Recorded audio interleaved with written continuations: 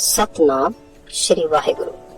ਗੁਰੂ ਨਾਨਕ ਦੇਵ ਜੀ ਦਾ ਜਨਮ 1469 ਈਸਵੀ 1469 ਵਿੱਚ ਰਾਏਭੋਇ ਦੀ ਤਲਵੰਡੀ ਜ਼ਿਲ੍ਹਾ ਸ਼ੇਖੂਪੁਰਾ ਵਿੱਚ ਹੋਇਆ। ਇਸ ਜਗ੍ਹਾ ਨੂੰ ਅੱਜ ਅਸੀਂ ਨਨਕਾਣਾ ਸਾਹਿਬ, ਜੋ ਕਿ ਪਾਕਿਸਤਾਨ ਵਿੱਚ ਹੈ, ਦੇ ਨਾਮ ਨਾਲ ਜਾਣਦੇ ਹਾਂ।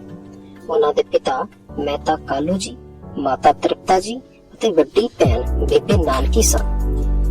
ਉਹਨਾਂ ਦੇ ਪਿਤਾ ਮਹਿਤਾ ਕਾਲੂ ਜੀ ਪਿੰਡ ਦੇ ਹਾਕਮ ਰਾਏ ਬੁਲਾਰ ਪਾਸ ਪਟਵਾਰੀ ਸਨ। ਗੁਰੂ ਜੀ ਜਦੋਂ 7 ਸਾਲਾਂ ਦੇ ਹੋਏ ਤਾਂ ਉਹਨਾਂ ਦੇ ਪਿਤਾ ਨੇ ਉਹਨਾਂ ਨੂੰ ਪਿੰਡ ਦੇ ਪਾਂਦੇ ਗੋਪਾਲ ਦਾਸ ਪਾਸ ਹਿਸਾਬ ਕਿਤਾਬ ਅਤੇ ਦੇਵਨਾਗਰੀ ਸਿੱਖਣ ਲਈ ਭੇਜਣਾ ਸ਼ੁਰੂ ਕੀਤਾ। ਗੁਰੂ ਸਾਹਿਬ ਅਕਸਰ ਆਪਣੇ ਉਸਤਾਦ ਨਾਲ ਪਰਮਾਤਮਾ ਬਾਰੇ ਡੂੰਘੀਆਂ ਵਿਚਾਰਾਂ ਕਰਿਆ ਕਰਦੇ ਸਨ। ਇੱਕ ਦਿਨ ਗੁਰੂ ਜੀ ਫੱਟੀ ਅੱਗੇ ਰੱਖ ਕੇ ਚੁੱਪ ਕਰਕੇ ਬੈਠੇ ਸਨ। ਗੁਰੂ ਜੀ ਨੂੰ ਇਸ ਤਰ੍ਹਾਂ ਬੈਠੇ ਦੇਖ ਕੇ ਪਾਂਦੇ ਨੇ ਪੁੱਛਿਆ, ਨਾਨਕ, ਤੂੰ ਆਪਣਾ ਪਾਠ ਕਿਉਂ ਨਹੀਂ ਯਾਦ ਕਰਦਾ? ਗੁਰੂ ਜੀ ਨੇ ਉੱਤਰ ਦਿੱਤਾ, ਪਾਂਦਾ ਜੀ, ਇਹ ਪਾਠ ਇਹ ਨਹੀਂ ਦੱਸਦਾ ਕਿ ਕਿਵੇਂ ਦੁਨੀਆ ਦੇ ਬੰਧਨਾਂ ਤੋਂ ਛੁਟਕਾਰਾ ਪਾਇਆ ਜਾ ਸਕਦਾ ਹੈ।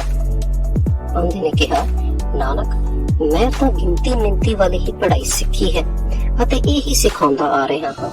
ਜੇ ਤੈਨੂੰ ਦੁਨੀਆ ਦੇ ਬੰਧਨਾਂ ਤੋਂ ਛੁਟਕਾਰਾ ਪਾਉਣ ਵਾਲੀ ਪੜ੍ਹਾਈ ਆਉਂਦੀ ਹੈ ਤਾਂ ਉਹ ਮੈਨੂੰ ਦੱਸ। ਗੁਰੂ ਜੀ ਨੇ ਉੱਤਰ ਦਿੱਤਾ, ਪਾਂਦਾ ਜੀ, ਇਸ ਕਲਮ ਅਤੇ ਸਿਆਹੀ ਨਾਲ ਇਸ ਫੱਟੀ ਉੱਪਰ ਲਿਖਣਾ ਅਤੇ ਪੜ੍ਹਨਾ ਸੰਸਾਰਕ ਕਿਰਿਆ ਹੈ। ਬੰਧਨਾਂ ਵਿੱਚ ਫਸੇ ਹੋਏ ਜੀਵ ਦੇ ਮਨ ਵਿੱਚ ਵਿਕਾਰ ਪੈਦਾ ਹੁੰਦੇ ਹਨ।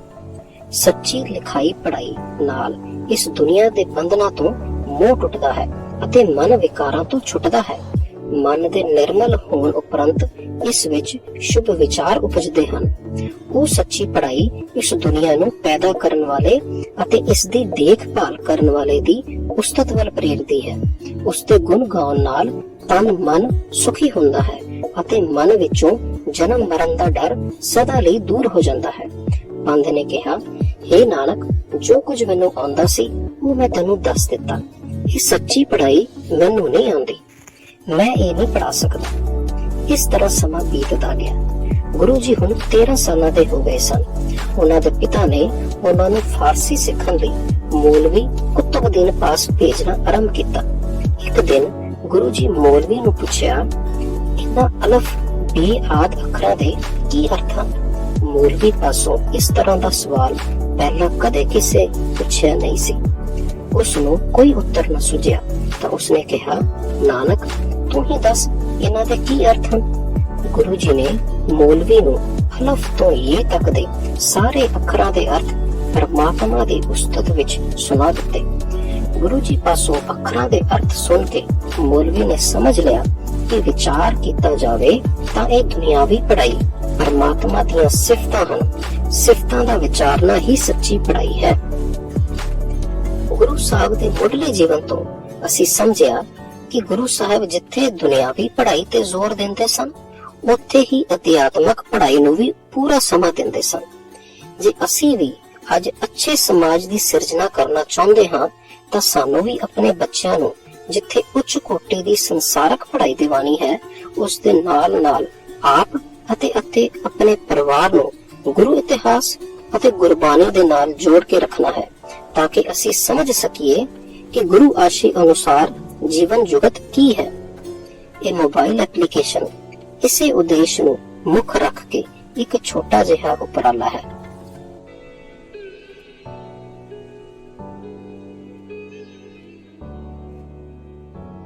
ਗੁਰੂ ਨਾਨਕ ਦੇਵ ਜੀ 9 ਸਾਲਾਂ ਦੇ ਹੋਏ ਤਾਂ ਇਹਨਾਂ ਦੇ ਵੀ ਮਨੂ ਦਾ ਸ਼ੁਰੂ ਕੀਤਾ ਜਨੇਊ ਪਾਉਣ ਵਾਲਾ ਦਿਨ ਆ ਗਿਆ।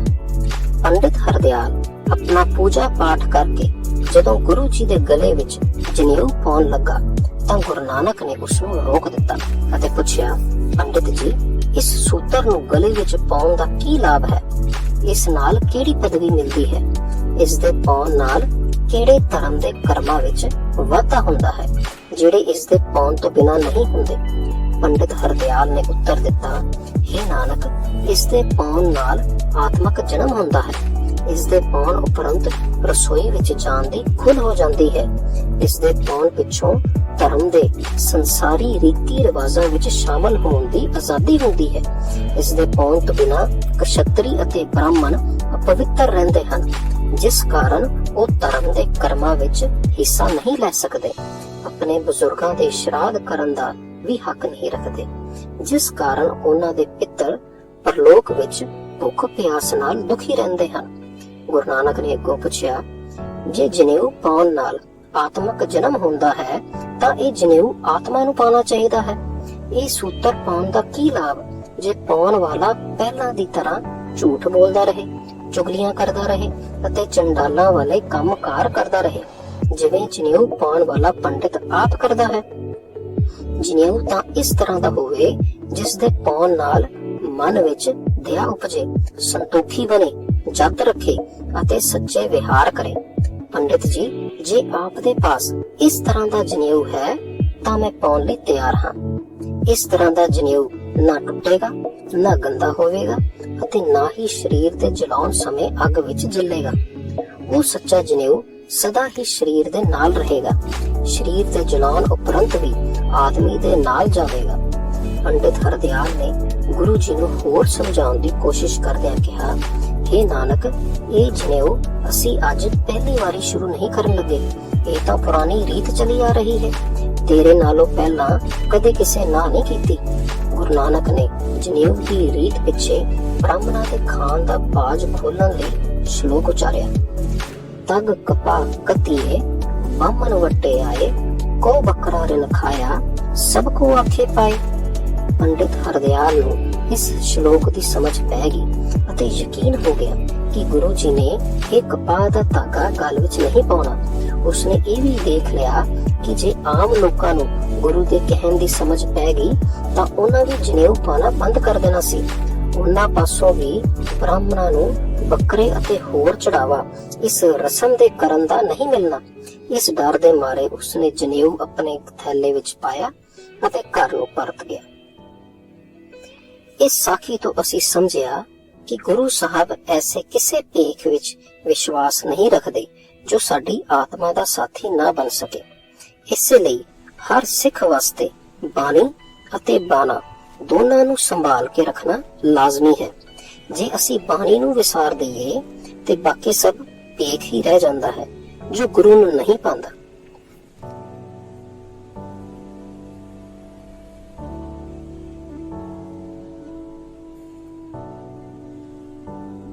ਹਰ ਮਾਤਾ ਪਿਤਾ ਦੀ ਰੀਝ ਹੁੰਦੀ ਹੈ ਕਿ ਉਹਨਾਂ ਦੀ ਸੰਤਾਨ ਆਪਣੇ ਪੈਰਾਂ ਤੇ ਖੜੀ ਹੋ ਜਾਵੇ ਤੇ ਕੁਝ ਕਮਾਉਣ ਲੱਗ ਜਾਵੇ। ਮਹਿਤਾ ਕਾਲੂ ਜੀ ਨੇ ਆਪਣੇ ਹਾਕਮ ਰਾਏ ਬੁਲਾਰ ਪਾਸੋਂ ਗੁਰੂ ਜੀ ਲਈ ਕੰਮ ਬਾਰੇ ਸਲਾਹ ਲਈ। ਉਸਨੇ ਕਿਹਾ, ਮਹਿਤਾ ਜੀ, ਆਪਣੇ ਪੁੱਤਰ ਨੂੰ ਤੁਸੀਂ ਸੁਲਤਾਨਪੁਰ ਉਸਦੀ ਭੈਣ ਨਾਨਕੀ ਪਾਸ ਭੇਜ ਦੇਵੋ। ਸੁਲਤਾਨਪੁਰ ਵਿੱਚ ਭੈਣ ਨਾਨਕੀ ਦਾ ਪਤੀ ਜੈ ਰਾਮ ਨਵਾਬ ਦੌਲਤ ਖਾਨ ਦੀ ਜਗੀਰ ਦੀ ਦੇਖਭਾਲ ਕਰਨ ਦਾ ਵਜ਼ੀਰ ਹੈ। ਭਾਈ ਜੈ ਰਾਮ ਇਸ ਨੂੰ ਨਵਾਬ ਦੌਲਤ ਖਾਨ ਪਾਸ ਕਿਸੇ ਚੰਗੇ ਨੌਕਰੀ ਉੱਪਰ ਰਖਵਾ ਦੇਵੇਗਾ। ਮਹਿਤਾ ਕਾਲੂ ਨੇ ਆਪਣੇ ਹਾਕਮ ਦੀ ਸਲਾਹ ਉਪਰੰਤ ਗੁਰੂ ਜੀ ਨੂੰ ਸੁਲਤਾਨਪੁਰ ਭੈਣ ਨਾਨਕੀ ਪਾਸ ਭੇਜ ਦਿੱਤਾ। ਭਾਈ ਜੈ ਰਾਮ ਨੇ ਗੁਰੂ ਜੀ ਦੀ ਜਾਣ ਪਛਾਣ ਆਪਣੇ ਨਵਾਬ ਨਾਲ ਕਰਵਾਈ। ਹਾਕਮ ਨੂੰ ਜਦੋਂ ਪਤਾ ਲੱਗਾ ਕਿ ਗੁਰੂ ਸਾਹਿਬ ਜੀ ਹਿਸਾਬ ਕਿਤਾਬ ਅਤੇ ਫਾਰਸੀ ਪੜ੍ਹੇ ਹੋਏ ਸਨ ਤਾਂ ਉਹਨਾਂ ਨੇ ਗੁਰੂ ਜੀ ਨੂੰ ਸੁਲਤਾਨਪੁਰ ਦੇ ਮੋਦੀ ਖਾਨੇ ਵਿੱਚ ਮੋਦੀ ਦੀ ਨੌਕਰੀ ਉੱਪਰ ਰੱਖ ਲਿਆ।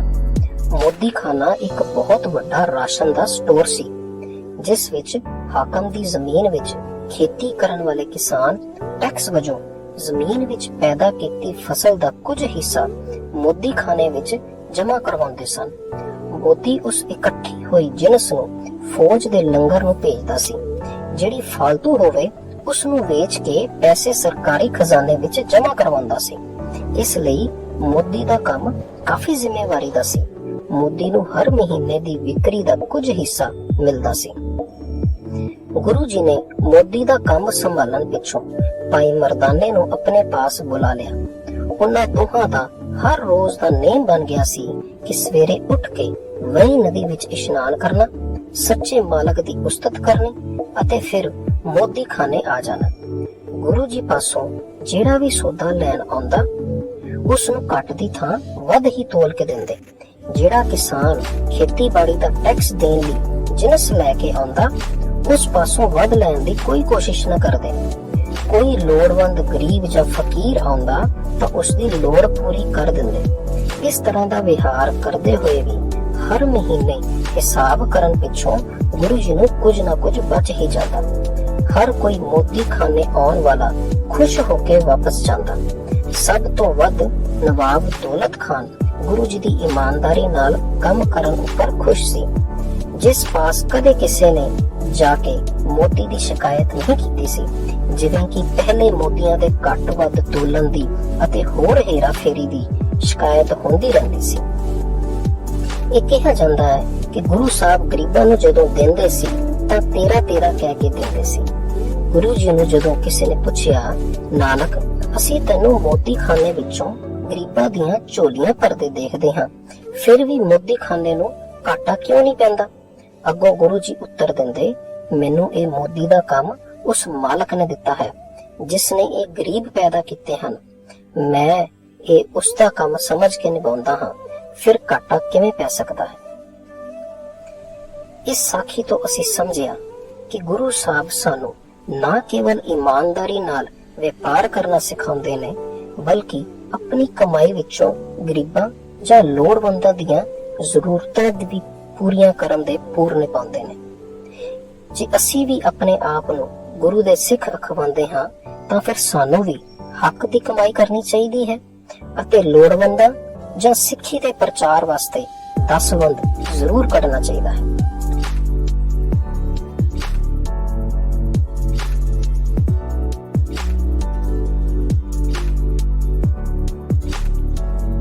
ਸੁਲਤਾਨਪੁਰ ਰਹਿੰਦੇ ਹੋਏ ਗੁਰੂ ਜੀ ਹਰ ਰੋਜ਼ ਇਸ਼ਨਾਨ ਕਰਨ ਮਗਰੋਂ ਪ੍ਰਭੂ ਦੀ ਸਿਫਤ ਸਲਾਹ ਵਿੱਚ ਜੁੜ ਜਾਂਦੇ ਸਨ।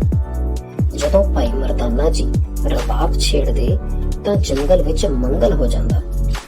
ਕੀਰਤਨ ਸੁਣਨ ਲਈ ਹੋਰ ਵੀ ਕਈ ਲੋਕੀ ਆ ਜਾਂਦੇ ਸਨ। ਹੌਲੀ ਹੌਲੀ ਇੱਕ ਵੱਡਾ ਸਤਸੰਗ ਹੋਣ ਲੱਗ ਪਿਆ। ਗੁਰੂ ਜੀ ਲੋਕਾਂ ਨੂੰ ਫੋਕਟ ਕਰਮਾਂ, ਭੇਖਾਂ ਪਰਮਾਂ, ਦੇਵੀ ਦੇਵਤਿਆਂ ਦੀ ਪੂਜਾ ਨੂੰ ਤਿਆਗਣ ਦਾ ਉਪਦੇਸ਼ ਦਿੰਦੇ ਸਨ ਅਤੇ ਸਭ ਨੂੰ ਇੱਕ ਅਕਾਲ ਪੁਰਖ ਦੀ ਸ਼ਰਨ ਵਿੱਚ ਆਉਣ ਲਈ ਆਖਦੇ ਸਨ।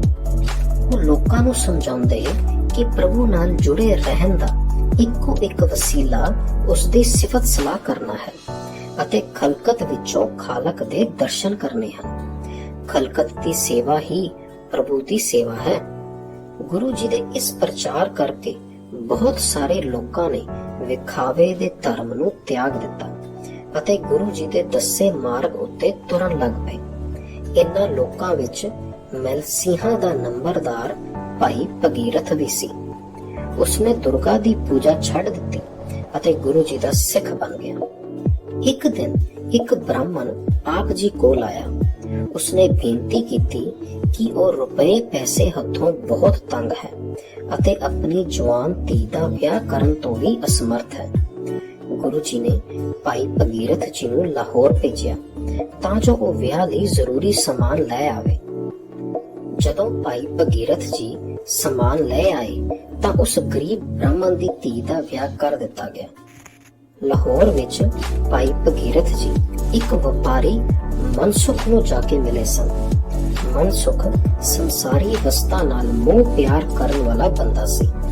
ਉਸ ਦਾ ਖਿਆਲ ਸੀ ਕਿ ਸਾਧ ਸੰਤ ਤਾਂ ਵਿਲੜ ਬੰਦੇ ਹੁੰਦੇ ਹਨ ਜੋ ਹੋਰਨਾਂ ਦੀ ਕਮਾਈ ਨਾਲ ਐਸ਼ ਲੁੱਟਦੇ ਹਨ। ਜਦੋਂ ਉਸਨੇ ਗੁਰੂ ਨਾਨਕ ਜੀ ਬਾਰੇ ਸੁਣਿਆ ਕਿ ਉਹ ਆਪ ਕਿਰਤਕਾਰ ਕਰਦੇ ਹਨ ਅਤੇ ਆਪਣੀ ਕਮਾਈ ਨਾਲ ਲੋੜਵੰਦਾਂ ਦੀ ਸੇਵਾ ਕਰਦੇ ਹਨ ਤਾਂ ਉਸਦਾ ਮਨ ਗੁਰੂ ਜੀ ਦੇ ਦਰਸ਼ਨ ਕਰਨ ਲਈ ਉਤਸੁਕ ਹੋ ਗਿਆ। ਉਹ ਭਾਈ ਭਗੀਰਥ ਜੀ ਨਾਲ ਸੁਲਤਾਨਪੁਰ ਆ ਗਿਆ। ਗੁਰੂ ਜੀ ਦੇ ਦਰਸ਼ਨ ਕਰਨ ਨਾਲ ਉਸਦੇ ਵਿਚਾਰ ਹੀ ਬਦਲ ਗਏ। ਸੰਸਾਰਕ ਮੋਹ ਤਾਂ ਜਿਵੇਂ ਉੱਡ ਹੀ ਗਿਆ।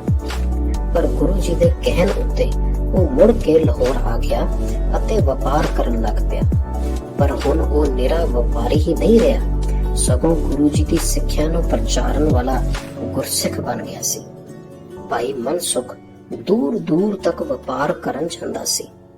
ਇੱਕ ਵਾਰ ਉਹ ਸੰਗਲਾ ਦੇਵ, ਜਿਸ ਨੂੰ ਸ਼੍ਰੀਲੰਕਾ ਵੀ ਕਹਿੰਦੇ ਹਨ, ਵਿੱਚ ਵੀ ਗਿਆ। ਉੱਥੋਂ ਦਾ ਰਾਜਾ ਸ਼ਿਵਨਾਗ ਭਾਈ ਸਾਹਿਬ ਦੇ ਵਿਚਾਰਾਂ ਅਤੇ ਕਿਰਦਾਰ ਤੋਂ ਇੰਨਾ ਪ੍ਰਭਾਵਿਤ ਹੋਇਆ ਕਿ ਉਹ ਗੁਰੂ ਨਾਨਕ ਪਾਤਸ਼ਾਹ ਦੇ ਚਰਨਾਂ ਦਾ ਭੋਰਾ ਬਣ ਗਿਆ। ਗੁਰੂ ਜੀ ਦੇ ਦਰਸ਼ਨਾਂ ਲਈ ਉਸ ਦੇ ਮਨ ਵਿੱਚ ਪ੍ਰਬਲ ਇੱਛਾ ਪੈਦਾ ਹੋ ਗਈ, ਜਿਸ ਨੂੰ ਗੁਰੂ ਸਾਹਿਬ ਨੇ ਪਹਿਲੀ ਉਦਾਸੀ ਸਮੇਂ ਲੰਕਾ ਜਾ ਕੇ ਆਪ ਦਰਸ਼ਨ ਦਿੱਤੇ। ਇਸ ਸਾਖੀ ਤੋਂ ਅਸੀਂ ਸਮਝਿਆ ਗੁਰਸਿੱਖ ਦੇ ਜੀਵਨ ਤੋਂ ਪ੍ਰਭਾਵਿਤ ਹੋ ਕੇ ਕਿਵੇਂ ਸਿੱਖੀ ਦਾ ਫੈਲਾਅ ਹੋਇਆ। ਭਾਈ ਭਗੀਰਥ ਤੋਂ ਪ੍ਰੇਰਿਤ ਹੋ ਕੇ ਭਾਈ ਮਨਸੁਖ ਸਿੱਖ ਬਣੇ। ਫਿਰ ਭਾਈ ਮਨਸੁਖ ਦੇ ਜੀਵਨ ਤੋਂ ਪ੍ਰਭਾਵਿਤ ਹੋ ਕੇ ਸੰਗਲਾਦੀਪ ਦਾ ਰਾਜਾ ਗੁਰੂ ਘਰ ਦਾ ਸ਼ਰਧਾਲੂ ਬਣਿਆ। ਜੇ ਅੱਜ ਅਸੀਂ ਇਹ ਕਹਿੰਦੇ ਹਾਂ ਕਿ ਸਿੱਖੀ ਦਾ ਫੈਲਾਅ ਰੁਕ ਗਿਆ ਹੈ, ਤਾਂ ਇਸ ਦਾ ਕਾਰਨ ਸਿੱਖਾਂ ਦੇ ਜੀਵਨ ਵਿੱਚ ਆਈ ਗਿਰਾਵਟ ਤੇ ਨਹੀਂ।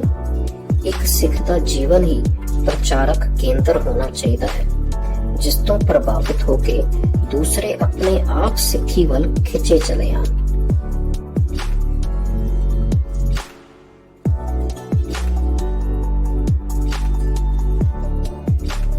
ਸੁਲਤਾਨਪੁਰ ਵਿੱਚ ਗੁਰੂ ਜੀ ਨੂੰ ਮੋਦੀ ਖਾਨੇ ਦੀ ਨੌਕਰੀ ਮਿਲਣ ਪਿੱਛੋਂ ਪਖੋਕੇ ਰੰਧਾਵੇ ਦੇ ਪਟਵਾਰੀ ਮੂਲ ਚੰਦ ਨੇ ਆਪਣੀ ਪੁੱਤਰੀ ਬੀਬੀ ਸੁਲੱਖਣੀ ਦੀ ਗੁਰੂ ਜੀ ਨਾਲ ਸ਼ਾਦੀ ਕਰ ਦਿੱਤੀ। ਬੀਬੀ ਸੁਲੱਖਣੀ ਆਪ ਦੇ ਨਾਲ ਸੁਲਤਾਨਪੁਰ ਹੀ ਰਹਿਣ ਲੱਗੀ। ਉਹਨਾਂ ਨੇ 2 ਪੁੱਤਰਾਂ ਸ੍ਰੀ ਚੰਦ ਅਤੇ ਲਖਮੀ ਦਾਸ ਨੂੰ ਜਨਮ ਦਿੱਤਾ। ਇੱਕ ਦਿਨ ਗੁਰੂ ਜੀ ਵਈ ਨਦੀ ਵਿੱਚ ਇਸ਼ਨਾਨ ਕਰਨ ਲਈ ਗਏ ਅਤੇ ਬਾਹਰ ਨਾ ਨਿਕਲੇ।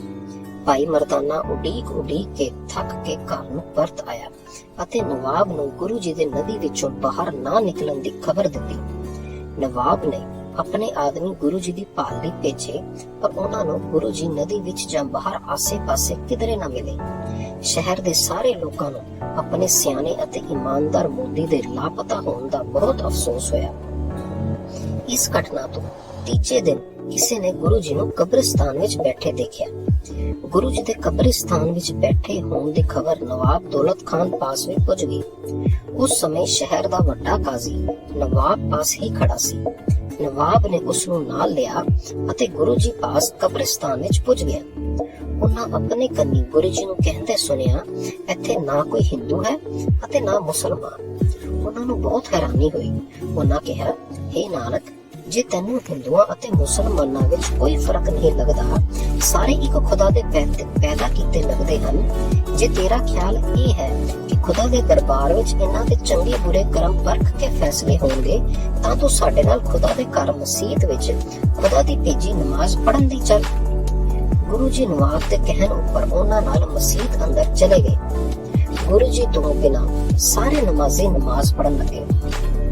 ਨਮਾਜ਼ ਦੇ ਖਤਮ ਹੋਣ ਉਪਰੰਤ ਨਵਾਬ ਨੇ ਗੁਰੂ ਜੀ ਪਾਸੋਂ ਪੁੱਛਿਆ, ਤੁਸੀਂ ਨਮਾਜ਼ ਕਿਉਂ ਨਹੀਂ ਪੜ੍ਹੀ? ਤੁਸੀਂ ਚੁੱਪ ਕਰਕੇ ਕਿਉਂ ਖੜੇ ਰਹੇ ਜਦੋਂ ਅਸੀਂ ਨਮਾਜ਼ ਪੜ੍ਹ ਰਹੇ ਸੀ? ਗੁਰੂ ਜੀ ਨੇ ਉੱਤਰ ਦਿੱਤਾ, ਨਵਾਬ ਜੀ, ਮੈਂ ਨਮਾਜ਼ ਵਿੱਚ ਕਿਸ ਦਾ ਸਾਥ ਦਿੰਦਾ? ਆਪ ਦਾ ਮਨ ਤਾਂ ਕੰਧਾਰ ਵਿੱਚ ਘੋੜੇ ਖਰੀਦਣ ਲਈ ਗਿਆ ਹੋਇਆ ਸੀ, ਭਾਵੇਂ ਸਰੀਰ ਇੱਥੇ ਸੀ। ਨਵਾਬ ਨੇ ਕਿਹਾ, ਨਾਨਕ, ਜੇ ਮੇਰਾ ਮਨ ਨਮਾਜ਼ ਵਿੱਚ ਹਾਜ਼ਰ ਨਹੀਂ ਸੀ ਤਾਂ ਤੁਸੀਂ ਕਾਜ਼ੀ ਦਾ ਸਾਥ ਦੇ ਦੇਣਾ ਸੀ। ਗੁਰੂ ਜੀ ਨੇ ਕਿਹਾ, ਨਵਾਬ ਸਾਹਿਬ, ਕਾਜ਼ੀ ਦਾ ਮਨ ਘਰ ਵਿੱਚ ਨਵੀਂ ਸੂਈ ਘੋੜੀ ਦੀ ਦੇਖਭਾਲ ਕਰ ਰਿਹਾ ਸੀ। ਇਹ ਸੁਣ ਕੇ ਕਾਜ਼ੀ ਨੇ ਕਿਹਾ, ਨਵਾਬ ਸਾਹਿਬ, ਨਾਨਕ ਸੱਚ ਕਹਿੰਦਾ ਹੈ, ਮੇਰੀ ਘੋੜੀ ਅੱਜ ਸਵੇਰੇ ਸੂਈ ਸੀ। ਨਮਾਜ਼ ਕਰਦੇ ਕਰਦੇ ਮੇਰੇ ਮਨ ਵਿੱਚ ਆਇਆ ਕਿ ਇਸ ਤਰ੍ਹਾਂ ਨਾ ਹੋਵੇ ਕਿ ਬਛੇਰਾ ਟੋਏ ਵਿੱਚ ਡਿੱਗ ਪਵੇ ਅਤੇ ਨਿਕਲ ਨਾ ਸਕੇ। ਗੁਰੂ ਨਾਨਕ ਨੇ ਕਿਹਾ, ਕਾਜ਼ੀ ਸਾਹਿਬ, ਖੁਦਾ ਦੇ ਘਰ ਉੱਪਰ ਉਹ ਨਮਾਜ਼ ਪ੍ਰਵਾਨ ਹੁੰਦੀ ਹੈ ਜਿਹੜੇ ਮਨ ਤਨ ਇਕਾਗਰ ਕਰਕੇ ਕੀਤੀ ਜਾਵੇ। ਮਨ ਦੀ ਇਕਾਗਰਤਾ ਤੋਂ ਬਿਨਾਂ ਪੜੀ ਨਮਾਜ਼ ਆਪਣੇ ਆਪ ਨਾਲ ਧੋਖਾ ਹੈ ਅਤੇ ਦੂਜਿਆਂ ਲਈ ਵਿਖਾਵਾ ਹੈ। ਇਸ ਸਾਖੀ ਵਿੱਚ ਗੁਰੂ ਸਾਹਿਬ ਪਰਮਾਤਮਾ ਨੂੰ ਸੱਚੇ ਦਿਲੋਂ ਯਾਦ ਕਰਨ ਦੀ ਪ੍ਰੇਰਨਾ ਦਿੰਦੇ ਹਨ। ਅਸੀਂ ਜਦੋਂ ਨਿਤਨੇਮ ਜਾਂ ਗੁਰਬਾਣੀ ਪਾਠ ਕਰਦੇ ਹਾਂ ਤਾਂ ਕਿ ਸਾਡਾ ਧਿਆਨ ਗੁਰੂ ਸ਼ਬਦ ਵਿੱਚ ਹੁੰਦਾ ਹੈ।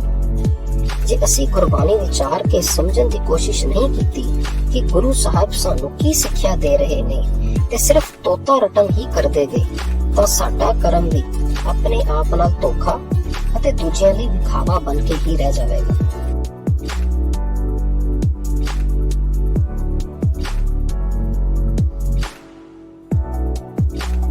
ਗੁਰੂ ਨਾਨਕ ਦੇਵ ਜੀ ਨੇ ਮੋਦੀ ਖਾਨੇ ਦੀ ਨੌਕਰੀ ਛੱਡ ਦਿੱਤੀ ਅਤੇ ਬਾਲ ਬੱਚਿਆਂ ਨੂੰ ਬੇਬੇ ਨਾਨਕੀ ਜੀ ਕੋਲ ਸੌਂਪ ਦਿੱਤਾ ਅਤੇ ਸਭ ਨੂੰ ਦੱਸ ਦਿੱਤਾ ਕਿ ਹੁਣ ਉਹ ਸੱਚ ਧਰਮ ਦੇ ਪ੍ਰਚਾਰ ਲਈ ਸੰਸਾਰ ਯਾਤਰਾ ਉੱਤੇ ਜਾਣਗੇ। ਭਾਈ ਗੁਰਦਾਸ ਜੀ ਨੇ ਸਤਿਗੁਰਾਂ ਦੇ ਇਸ ਫੈਸਲੇ ਦਾ ਇੰਜ ਜ਼ਿਕਰ ਕੀਤਾ ਹੈ, ਬਾਬਾ ਦੇਖੇ ਧਿਆਨ ਧਰ, ਜਲਤੀ ਸਭ ਪ੍ਰਥਮੀ ਦਿਸ ਆਈ, ਬਾਜੋ ਗੁਰੂ ਗੁਬਾਰ ਹੈ ਕਰਦੀ ਸੁਣੀ ਲੁਕਾਈ, ਬਾਬੇ ਭੇਖ ਬਣਾਇਆ, ਉਦਾਸੀ ਕੀ ਰੀਤ ਚਲਾਈ, ਚੜਿਆ ਸੋਤਨ ਧਰਤ ਲੁਕਾਈ। ਬਾਬੇ ਨਾਨਕ ਨੇ ਭਾਈ ਮਰਦਾਨੇ ਨੂੰ ਆਪਣੇ ਨਾਲ ਚੱਲਣ ਲਈ ਕਿਹਾ। ਭਾਈ ਮਰਦਾਨਾ ਜੀ ਤਲਵੰਡੀ ਦੇ ਮਰਾਸੀ ਮੀਰ ਬਾਦਰੇ ਦੇ ਸਪੁੱਤਰ ਸਨ ਤੇ ਉਮਰ ਵਿੱਚ ਗੁਰੂ ਜੀ ਨਾਲੋਂ 9 ਸਾਲ 2 ਮਹੀਨੇ ਵੱਡੇ ਸਨ। ਮਰਦਾਨਾ ਜੀ ਨੂੰ ਰਾਗ ਦਾ ਬਹੁਤ ਸ਼ੌਕ ਸੀ ਅਤੇ ਰਬਾਬ ਉਹਨਾਂ ਦਾ ਮਨ ਭਾਉਂਦਾ ਸਾਜ਼ ਸੀ। ਲਗਭਗ 50 ਸਾਲ ਭਾਈ ਮਰਦਾਨਾ ਜੀ ਗੁਰੂ ਜੀ ਦੀ ਸੰਗਤ ਵਿੱਚ ਰਹੇ ਅਤੇ ਉਹਨਾਂ ਦਾ ਦੇਹਾਂਤ ਵੀ ਕਰਤਾਰਪੁਰ ਵਿੱਚ ਸਤਿਗੁਰਾਂ ਦੀ ਸੰਗਤ ਕਰਦਿਆਂ ਹੀ ਹੋਇਆ ਸੀ। ਇਤਿਹਾਸਕਾਰਾਂ ਮੁਤਾਬਕ ਸਤਿਗੁਰਾਂ ਨੇ 3 ਵੱਡੀਆਂ ਉਦਾਸੀਆਂ ਲਾਈਆਂ ਸਨ। ਪ੍ਰਿੰਸੀਪਲ ਸਾਹਿਬ ਸਿੰਘ ਜੀ ਨੇ ਇਹਨਾਂ ਦੀ ਕਾਲ ਵੰਡ ਇਸ ਤਰ੍ਹਾਂ ਕੀਤੀ ਹੈ। ਪਹਿਲੀ ਉਦਾਸੀ ਹਿੰਦੂ ਤੀਰਥਾਂ ਵਾਲੀ, ਜੋ ਸਤੰਬਰ 1507 ਤੋਂ ਦਸੰਬਰ 1515 ਤੱਕ। ਦੂਜੀ ਉਦਾਸੀ ਸੁਮੇਰ ਪਰਬਤ ਦੀ, ਸਤੰਬਰ 1517 ਤੋਂ 1518 ਦੇ ਅੱਧ ਤੱਕ। ਤੇ ਤੀਜੀ ਉਦਾਸੀ ਇਸਲਾਮ ਦੇ ਧਰਮ ਸਥਾਨਾਂ ਦੀ, ਜੋ 1518 ਤੋਂ ਲੈ ਕੇ 1521 ਤੱਕ। ਸਿੱਧ ਗੋਸ਼ਟ ਨਾਮ ਦੀ ਬਾਣੀ ਵਿੱਚ ਯੋਗੀਆਂ ਦੇ ਪ੍ਰਸ਼ਨ ਦੇ ਉੱਤਰ ਵਿੱਚ ਗੁਰੂ ਜੀ ਨੇ ਉਦਾਸੀ ਦੇ ਮਨੋਰਥ ਨੂੰ ਦੱਸਿਆ। ਸਿੱਧਾ ਯੋਗੀਆਂ ਦਾ ਪ੍ਰਸ਼ਨ ਸੀ, ਕਿਸ ਕਾਰਨ ਗ੍ਰਹਿ ਤਜਿਓ ਉਦਾਸੀ, ਕਿਸ ਕਾਰਨ ਇਹ ਭੇਖ ਨਿਵਾਸੀ, ਕਿਸ ਵਖਰ ਕੇ ਤੁਮ ਵੰਜਾਰੇ, ਕਿਉਂ ਕਰ ਸਾਥ ਲੰਘਾਵੋ ਪਾਰੇ। ਤੇ ਸਤਿਗੁਰਾਂ ਨੇ ਉੱਤਰ ਦਿੱਤਾ, ਗੁਰਮੁਖ ਖੋਜਤ ਪਏ ਉਦਾਸੀ, ਦਰਸ਼ਨ ਕੇ ਤਾਈ ਭੇਖ ਨਿਵਾਸੀ, ਸਾਚ ਵਖਰ ਕੇ ਹਮ ਵੰਜਾਰੇ, ਨਾਨਕ ਗੁਰਮੁਖ ਉਤਰਸ ਪਾਰੇ। ਭਾਵ ਇਹ ਉਦਾਸੀਆਂ ਜਗਤ ਤੋਂ ਉਪਰਾਮਤਾ ਕਰਕੇ ਨਹੀਂ ਸਨ, ਸਗੋਂ ਭੁੱਲੇ ਭਟਕੇ ਜੀਵਾਂ ਨੂੰ ਸੱਚ ਧਰਮ ਦਾ ਮਾਰਗ ਦਿਖਾ ਕੇ ਉਹਨਾਂ ਦੇ ਉਧਾਰ ਲਈ ਸਨ। ਇਹਨਾਂ ਦਾ ਉਦੇਸ਼ ਸੱਚੇ ਧਾਰਮਿਕ ਪੁਰਸ਼ਾਂ ਦੀ ਖੋਜ ਕਰਕੇ ਅਤੇ ਗਲਤ ਕੰਮਾਂ ਵਿੱਚ ਰੁੱਝੇ ਹੋਏ ਧਾਰਮਿਕ ਆਗੂਆਂ ਨੂੰ ਠੀਕ ਰਾਹ ਵਿਖਾ ਕੇ ਉਹਨਾਂ ਨੂੰ ਸੜਦੇ ਤਪਦੇ ਸੰਸਾਰ ਵਿੱਚ ਗੁਰਮਤਿ ਗਿਆਨ ਦੇ ਰਾਹੀਂ ਠੰਡ ਵਰਤਾਉਣ ਦੇ ਕੰਮ ਵਿੱਚ ਲਾਉਣਾ ਸੀ। ਇੱਥੇ ਇੱਕ ਗੱਲ ਦੀ ਧਿਆਨ ਦੇਣ ਦੀ ਜ਼ਰੂਰਤ ਹੈ ਕਿ ਪੁਰਾਤਨ ਜਨਮ ਸਾਖੀਆਂ ਵਿੱਚ ਭਾਈ ਬਾਲੇ ਨਾਮ ਦੇ ਸ਼ਖਸ ਦਾ ਵੀ ਜ਼ਿਕਰ ਆਉਂਦਾ ਹੈ। ਇਹਨਾਂ ਸਾਖੀਆਂ ਦੇ ਆਧਾਰ ਤੇ ਹੀ ਕਈ ਐਸੀ ਕਾਲਪਨਿਕ ਤਸਵੀਰਾਂ ਵੀ ਪ੍ਰਚਲਿਤ ਹੋ ਗਈਆਂ, ਜਿਨ੍ਹਾਂ ਵਿੱਚ ਗੁਰੂ ਨਾਨਕ ਸਾਹਿਬ ਦੇ ਨਾਲ ਭਾਈ ਮਰਦਾਨੇ ਦੇ ਨਾਲ ਭਾਈ ਬਾਲਾ ਵੀ ਦਿਖਾਇਆ ਗਿਆ ਹੈ। ਪਰ ਸਾਰੇ ਇਤਿਹਾਸਕਾਰ ਇੱਕ ਰਾਏ ਰੱਖਦੇ ਹਨ ਕਿ ਭਾਈ ਬਾਲੇ ਨਾਮ ਦਾ ਕੋਈ ਇਤਿਹਾਸਿਕ ਪਾਤਰ ਨਹੀਂ ਹੋਇਆ। ਇਹ ਸਿਰਫ ਇੱਕ ਕਾਲਪਨਿਕ ਪਾਤਰ ਹੈ ਜੋ ਸਿੱਖ ਇਤਿਹਾਸ ਵਿੱਚ ਰਲੇਵੇਂ ਦਾ ਇੱਕ ਸਬੂਤ ਹੈ। ਗੁਰੂ ਨਾਨਕ ਸਾਹਿਬ ਦੀ ਸਾਰੀ ਉਦਾਸੀਆਂ ਸਮੇਂ ਕੇਵਲ ਭਾਈ ਮਰਦਾਨਾ ਜੀ ਹੀ ਉਹਨਾਂ ਦੇ ਨਾਲ ਰਹੇ।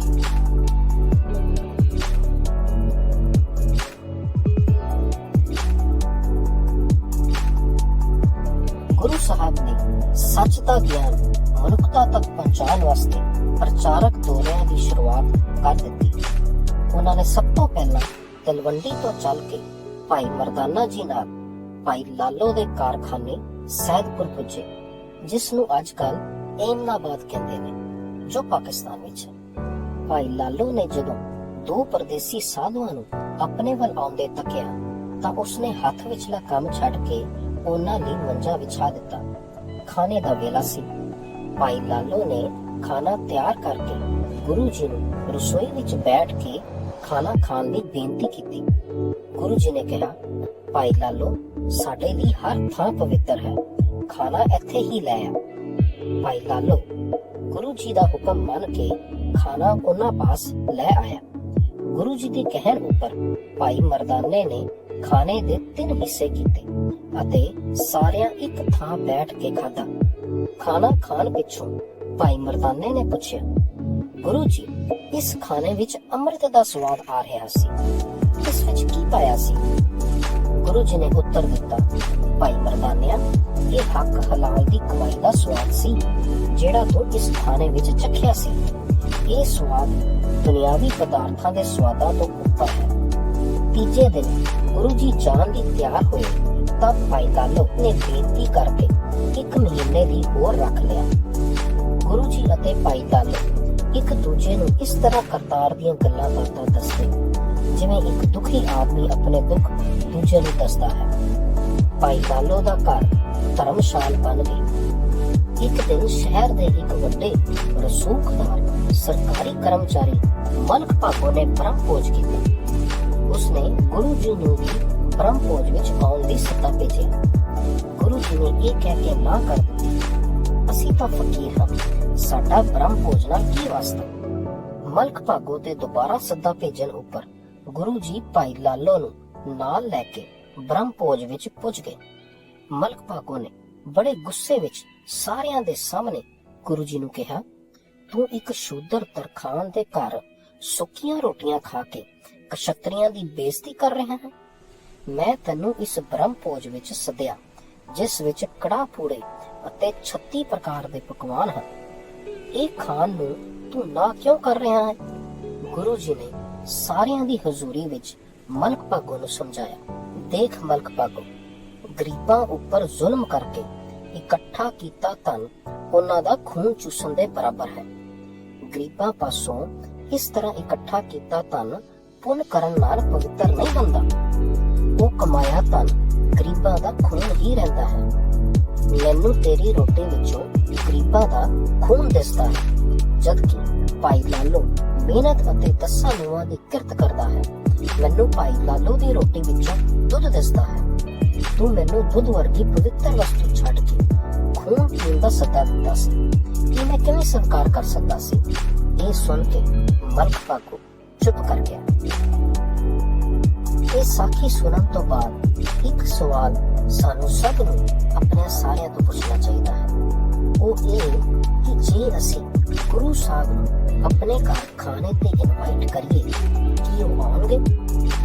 ਯਾਦ ਰਹੇ, ਗੁਰੂ ਸਾਹਿਬ ਕੇਵਲ ਹੱਕ ਦੀ ਕਮਾਈ ਦੀ ਰੋਟੀ ਹੀ ਖਾਂਦੇ ਨੇ, ਬੇਈਮਾਨੀ, ਕਰਪਸ਼ਨ ਜਾਂ 2 ਨੰਬਰ ਦੀ ਕਮਾਈ ਦੀ ਨਹੀਂ। ਜੇ ਸਾਡੀ ਕਮਾਈ ਸੱਚੀ ਨਹੀਂ ਤਾਂ ਕੋਈ ਅਖੌਤੀ ਸੰਤ ਜਾਂ ਡੇਰੇਦਾਰ ਤਾਂ ਜ਼ਰੂਰ ਬੜੇ ਚਾਅ ਨਾਲ ਸਾਡੇ ਘਰ ਆ ਜਾਵੇ, ਪਰ ਗੁਰੂ ਸਾਹਿਬ ਨਹੀਂ ਆਉਣਗੇ।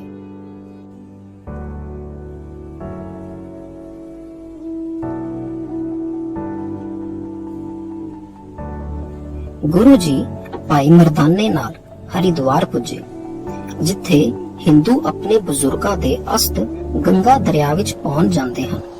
ਉਹਨਾਂ ਨੂੰ ਭਰੋਸਾ ਹੈ ਕਿ ਜਿਸ ਦੇ ਅਸਥ ਗੰਗਾ ਵਿੱਚ ਪਾਏ ਜਾਣ, ਉਹ ਸਦਾ ਲਈ ਸਵਰਗ ਵਿੱਚ ਰਹਿੰਦਾ ਹੈ।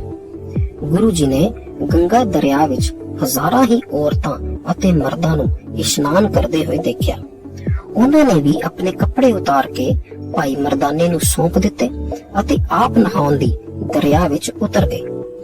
ਗੰਗਾ ਵਿੱਚ ਇਸ਼ਨਾਨ ਕਰਨ ਵਾਲੇ ਹੱਥਾਂ ਨਾਲ ਦਰਿਆ ਦਾ ਪਾਣੀ ਪੂਰਬ ਵੱਲ ਸੁੱਟਦੇ ਸਨ। ਗੁਰੂ ਜੀ ਨੇ ਪੱਛਮ ਵੱਲ ਪਾਣੀ ਸੁੱਟਣਾ ਸ਼ੁਰੂ ਕਰ ਦਿੱਤਾ। ਪੂਰਬ ਵੱਲ ਪਾਣੀ ਸੁੱਟਣ ਵਾਲੇ ਗੁਰੂ ਜੀ ਨੂੰ ਪੱਛਮ ਵੱਲ ਪਾਣੀ ਸੁੱਟਦਾ ਦੇਖ ਕੇ ਬਹੁਤ ਹੈਰਾਨ ਹੋਏ। ਉਹਨਾਂ ਵਿੱਚੋਂ ਇੱਕ ਨੇ ਹਿੰਮਤ ਕਰਕੇ ਗੁਰੂ ਜੀ ਨੂੰ ਪੁੱਛਿਆ, ਭਾਈ ਤੂੰ ਹਿੰਦੂ ਹੈ ਜਾਂ ਮੁਸਲਮਾਨ? ਤੈਨੂੰ ਇਹ ਵੀ ਨਹੀਂ ਪਤਾ ਕਿ ਪਾਣੀ ਪੂਰਬ ਵੱਲ ਸੁੱਟਿਆ ਜਾਂਦਾ ਹੈ? ਗੁਰੂ ਜੀ ਨੇ ਪਾਣੀ ਸੁੱਟਣਾ ਬੰਦ ਕਰਕੇ ਸਵਾਲ ਕਰਨ ਵਾਲੇ ਨੂੰ ਪੁੱਛਿਆ, ਭਾਈ ਇਹ ਪਾਣੀ ਪੂਰਬ ਵੱਲ ਕਿਉਂ ਸੁੱਟਿਆ ਜਾਂਦਾ ਹੈ? ਉਸਨੇ ਉੱਤਰ ਦਿੱਤਾ, ਤੈਨੂੰ ਇਹ ਵੀ ਨਹੀਂ ਪਤਾ ਕਿ ਸਾਡੇ ਪਿੱਤਰ ਦੇਵਲੋਕ ਵਿੱਚ ਰਹਿੰਦੇ ਹਨ, ਅਸੀਂ ਉਹਨਾਂ ਨੂੰ ਪਾਣੀ ਦਿੰਦੇ ਹਾਂ। ਗੁਰੂ ਜੀ ਨੇ ਅੱਗੋਂ ਫਿਰ ਉਸ ਭਾਈ ਨੂੰ ਪੁੱਛਿਆ, ਤੁਹਾਡੇ ਪਿੱਤਰ ਹਰਿਦੁਆਰ ਤੋਂ ਕਿੰਨੀ ਦੂਰ ਹਨ? ਉਸਨੇ ਉੱਤਰ ਦਿੱਤਾ, ਸੂਰਜ ਤੋਂ ਪਰੇ ਲੱਖਾਂ ਮੀਲ ਦੂਰ ਦੇਵਲੋਕ ਵਿੱਚ ਰਹਿੰਦੇ ਹਨ। ਗੁਰੂ ਜੀ ਨੇ ਕਿਹਾ ਕਿ ਇਹ ਤੁਹਾਡਾ ਸੁੱਟਿਆ ਪਾਣੀ ਉਹਨਾਂ ਤੱਕ ਪੁੱਜ ਜਾਂਦਾ ਹੈ? ਉਸਨੇ ਉੱਤਰ ਦਿੱਤਾ, ਬ੍ਰਾਹਮਣ ਤਾਂ ਇਹੀ ਕਹਿੰਦੇ ਹਨ ਕਿ ਸਾਡਾ ਸੁੱਟਿਆ ਪਾਣੀ ਉਹਨਾਂ ਕੋਲ ਪੁੱਜ ਜਾਂਦਾ ਹੈ, ਉਹਨਾਂ ਦੀ ਪਿਆਸ ਬੁੱਝ ਜਾਂਦੀ ਹੈ। ਜੇ ਅਸੀਂ ਪਾਣੀ ਨਾ ਸੁੱਟੀਏ ਤਾਂ ਉਹ ਪਿਆਸ ਨਾਲ ਤੜਫਦੇ ਰਹਿੰਦੇ ਹਨ। ਗੁਰੂ ਜੀ ਨੇ ਉਸ ਦਾ ਇਹ ਉੱਤਰ ਸੁਣ ਕੇ ਬੜੀ ਤੇਜ਼ ਪਾਣੀ ਪੱਛਮ ਵੱਲ ਸੁੱਟਣਾ ਸ਼ੁਰੂ ਕਰ ਦਿੱਤਾ। ਉਸ ਭਾਈ ਨੇ ਗੁਰੂ ਜੀ ਨੂੰ ਫਿਰ ਪੁੱਛਿਆ, ਤੂੰ ਪੱਛਮ ਵੱਲ ਪਾਣੀ ਕਿਉਂ ਸੁੱਟਦਾ ਹੈ? ਪਿੱਤਰ ਤਾਂ ਸੂਰਜ ਲੋਕ ਤੋਂ ਪਰੇ ਪੂਰਬ ਵੱਲ ਹਨ। ਗੁਰੂ ਜੀ ਨੇ ਕਿਹਾ, ਮੇਰੇ ਪਿੱਤਰ ਪਿਆਸ ਨਾਲ ਨਹੀਂ ਮਰ ਰਹੇ, ਪਰ ਮੇਰੇ ਖੇਤ ਪੰਜਾਬ ਵਿੱਚ ਮੀਂਹ ਦੇ ਘਾਟੇ ਕਾਰਨ ਸੁੱਕ ਰਹੇ ਹਨ, ਮੈਂ ਉਹਨਾਂ ਨੂੰ ਪਾਣੀ ਦੇ ਰਿਹਾ ਹਾਂ। ਉਸ ਭਾਈ ਨੇ ਕਿਹਾ, ਇਹ ਤੇਰਾ ਸੁੱਟਿਆ ਪਾਣੀ ਪੰਜਾਬ ਵਿੱਚ ਕਿਵੇਂ ਪੁੱਜ ਸਕਦਾ ਹੈ? ਗੁਰੂ ਜੀ ਨੇ ਕਿਹਾ, ਜੇ ਤੁਹਾਡਾ ਸੁੱਟਿਆ ਪਾਣੀ ਲੱਖਾਂ ਮੀਲ ਦੂਰ ਪਿਤਰਾਂ ਕੋਲ ਪੁੱਜ ਸਕਦਾ ਹੈ ਤਾਂ ਕੀ ਮੇਰਾ ਸੁੱਟਿਆ ਪਾਣੀ 200 ਮੀਲ ਦੂਰ ਨਹੀਂ ਪੁੱਜ ਸਕਦਾ। ਜਿਨ੍ਹਾਂ ਨੂੰ ਗੁਰੂ ਜੀ ਦੇ ਦੱਸਣ ਦੀ ਸਮਝ ਪੈ ਗਈ, ਉਹਨਾਂ ਨੂੰ ਪਤਾ ਲੱਗ ਗਿਆ ਕਿ ਹੱਥਾਂ ਨਾਲ ਸੁੱਟਿਆ ਪਾਣੀ ਮੁੜ ਦਰਿਆ ਵਿੱਚ ਪੈ ਜਾਂਦਾ ਹੈ। ਉਹਨਾਂ ਪਾਣੀ ਸੁੱਟਣਾ ਛੱਡ ਦਿੱਤਾ। ਪਰ ਜਿਨ੍ਹਾਂ ਨੂੰ ਸਮਝ ਨਹੀਂ ਪਈ, ਉਹ ਪਾਣੀ ਹੁਣ ਤੱਕ ਪੂਰਬ ਵੱਲ ਸੁੱਟਦੇ ਆ ਰਹੇ ਹਨ। ਇਸ ਸਾਖੀ ਵਿੱਚ ਗੁਰੂ ਸਾਹਿਬ ਸਾਨੂੰ ਵਿਅੰਗਮਈ ਢੰਗ ਨਾਲ ਵਿਗਿਆਨਕ ਸੋਚ ਰੱਖਣ ਦੀ ਪ੍ਰੇਰਨਾ ਦਿੰਦੇ ਹਨ। ਜੇ ਸੂਰਜ ਵੱਲ ਸੁੱਟਿਆ ਪਾਣੀ ਪਿੱਤਰ ਲੋਕ ਤੱਕ ਨਹੀਂ ਪੁੱਜ ਸਕਦਾ, ਤੇ ਭਾਈ ਜੀ ਦੁਆਰਾ ਕਰਵਾਏ ਅਖੰਡ ਪਾਠਾਂ ਦਾ ਫਲ ਸਾਨੂੰ ਕਿਵੇਂ ਮਿਲ ਜਾਵੇਗਾ। ਸਿੱਖ ਨੇ ਪੁਜਾਰੀ ਦੇ ਆਖੇ ਲੱਗ ਕੇ ਕੋਈ ਵੀ ਐਸਾ ਕਰਮ ਕਾਂਡ ਨਹੀਂ ਕਰਨਾ ਜੋ ਪਰਮਾਤਮਾ ਦੇ ਬਣਾਏ ਕੁਦਰਤੀ ਨਿਯਮਾਂ ਦੇ ਖਿਲਾਫ ਹੋਵੇ।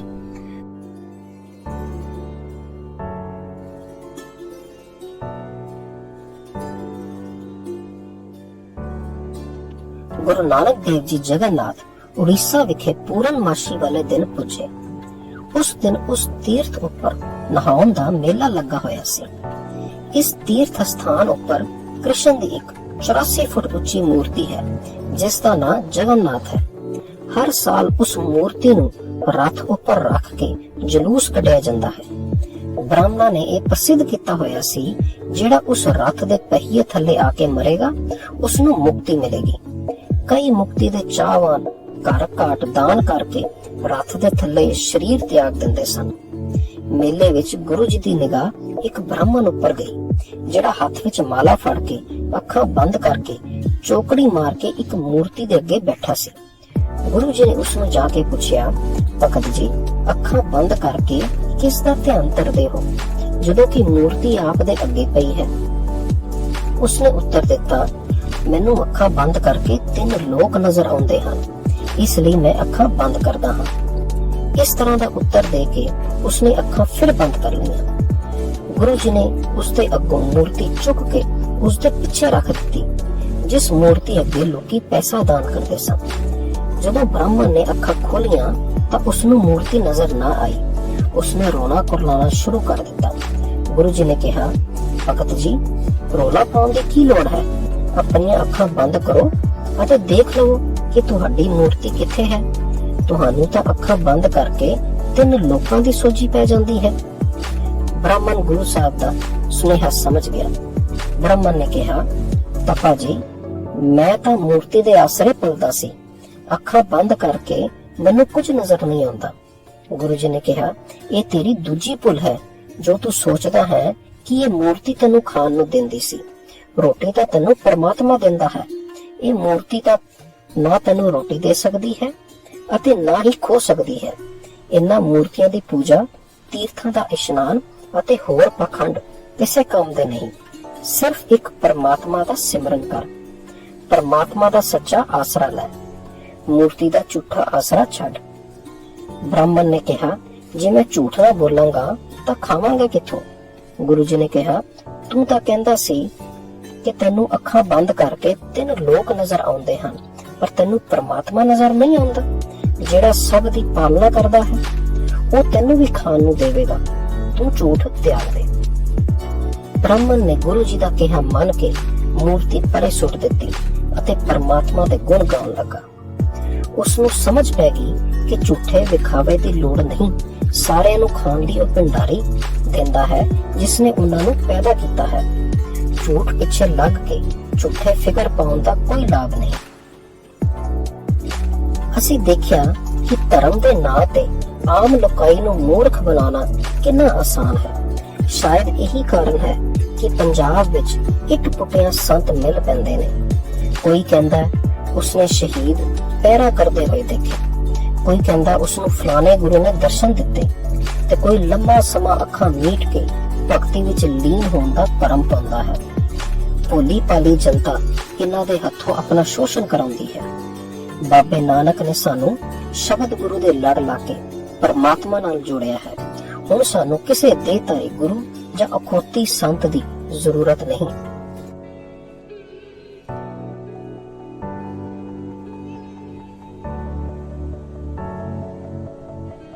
ਗੁਰੂ ਜੀ ਅਤੇ ਭਾਈ ਮਰਦਾਨਾ ਕੁਰੂਕਸ਼ੇਤਰ ਤੀਰਥ ਵਿਖੇ ਪੁੱਜੇ, ਜਿੱਥੇ ਕਿਸੇ ਸਮੇਂ ਮਿਥਿਹਾਸਿਕ ਕਹਾਣੀ ਅਨੁਸਾਰ ਮਹਾਭਾਰਤ ਦਾ ਯੁੱਧ ਹੋਇਆ ਦੱਸਿਆ ਜਾਂਦਾ ਹੈ। ਉਸ ਦਿਨ ਸੂਰਜ ਗ੍ਰਹਿਣ ਲੱਗਣਾ ਸੀ, ਇਸ ਲਈ ਦੂਰ ਨੇੜੇ ਤੋਂ ਬਹੁਤ ਲੋਕੀ ਇਸ਼ਨਾਨ ਕਰਨ ਲਈ ਆਏ ਹੋਏ ਸਨ।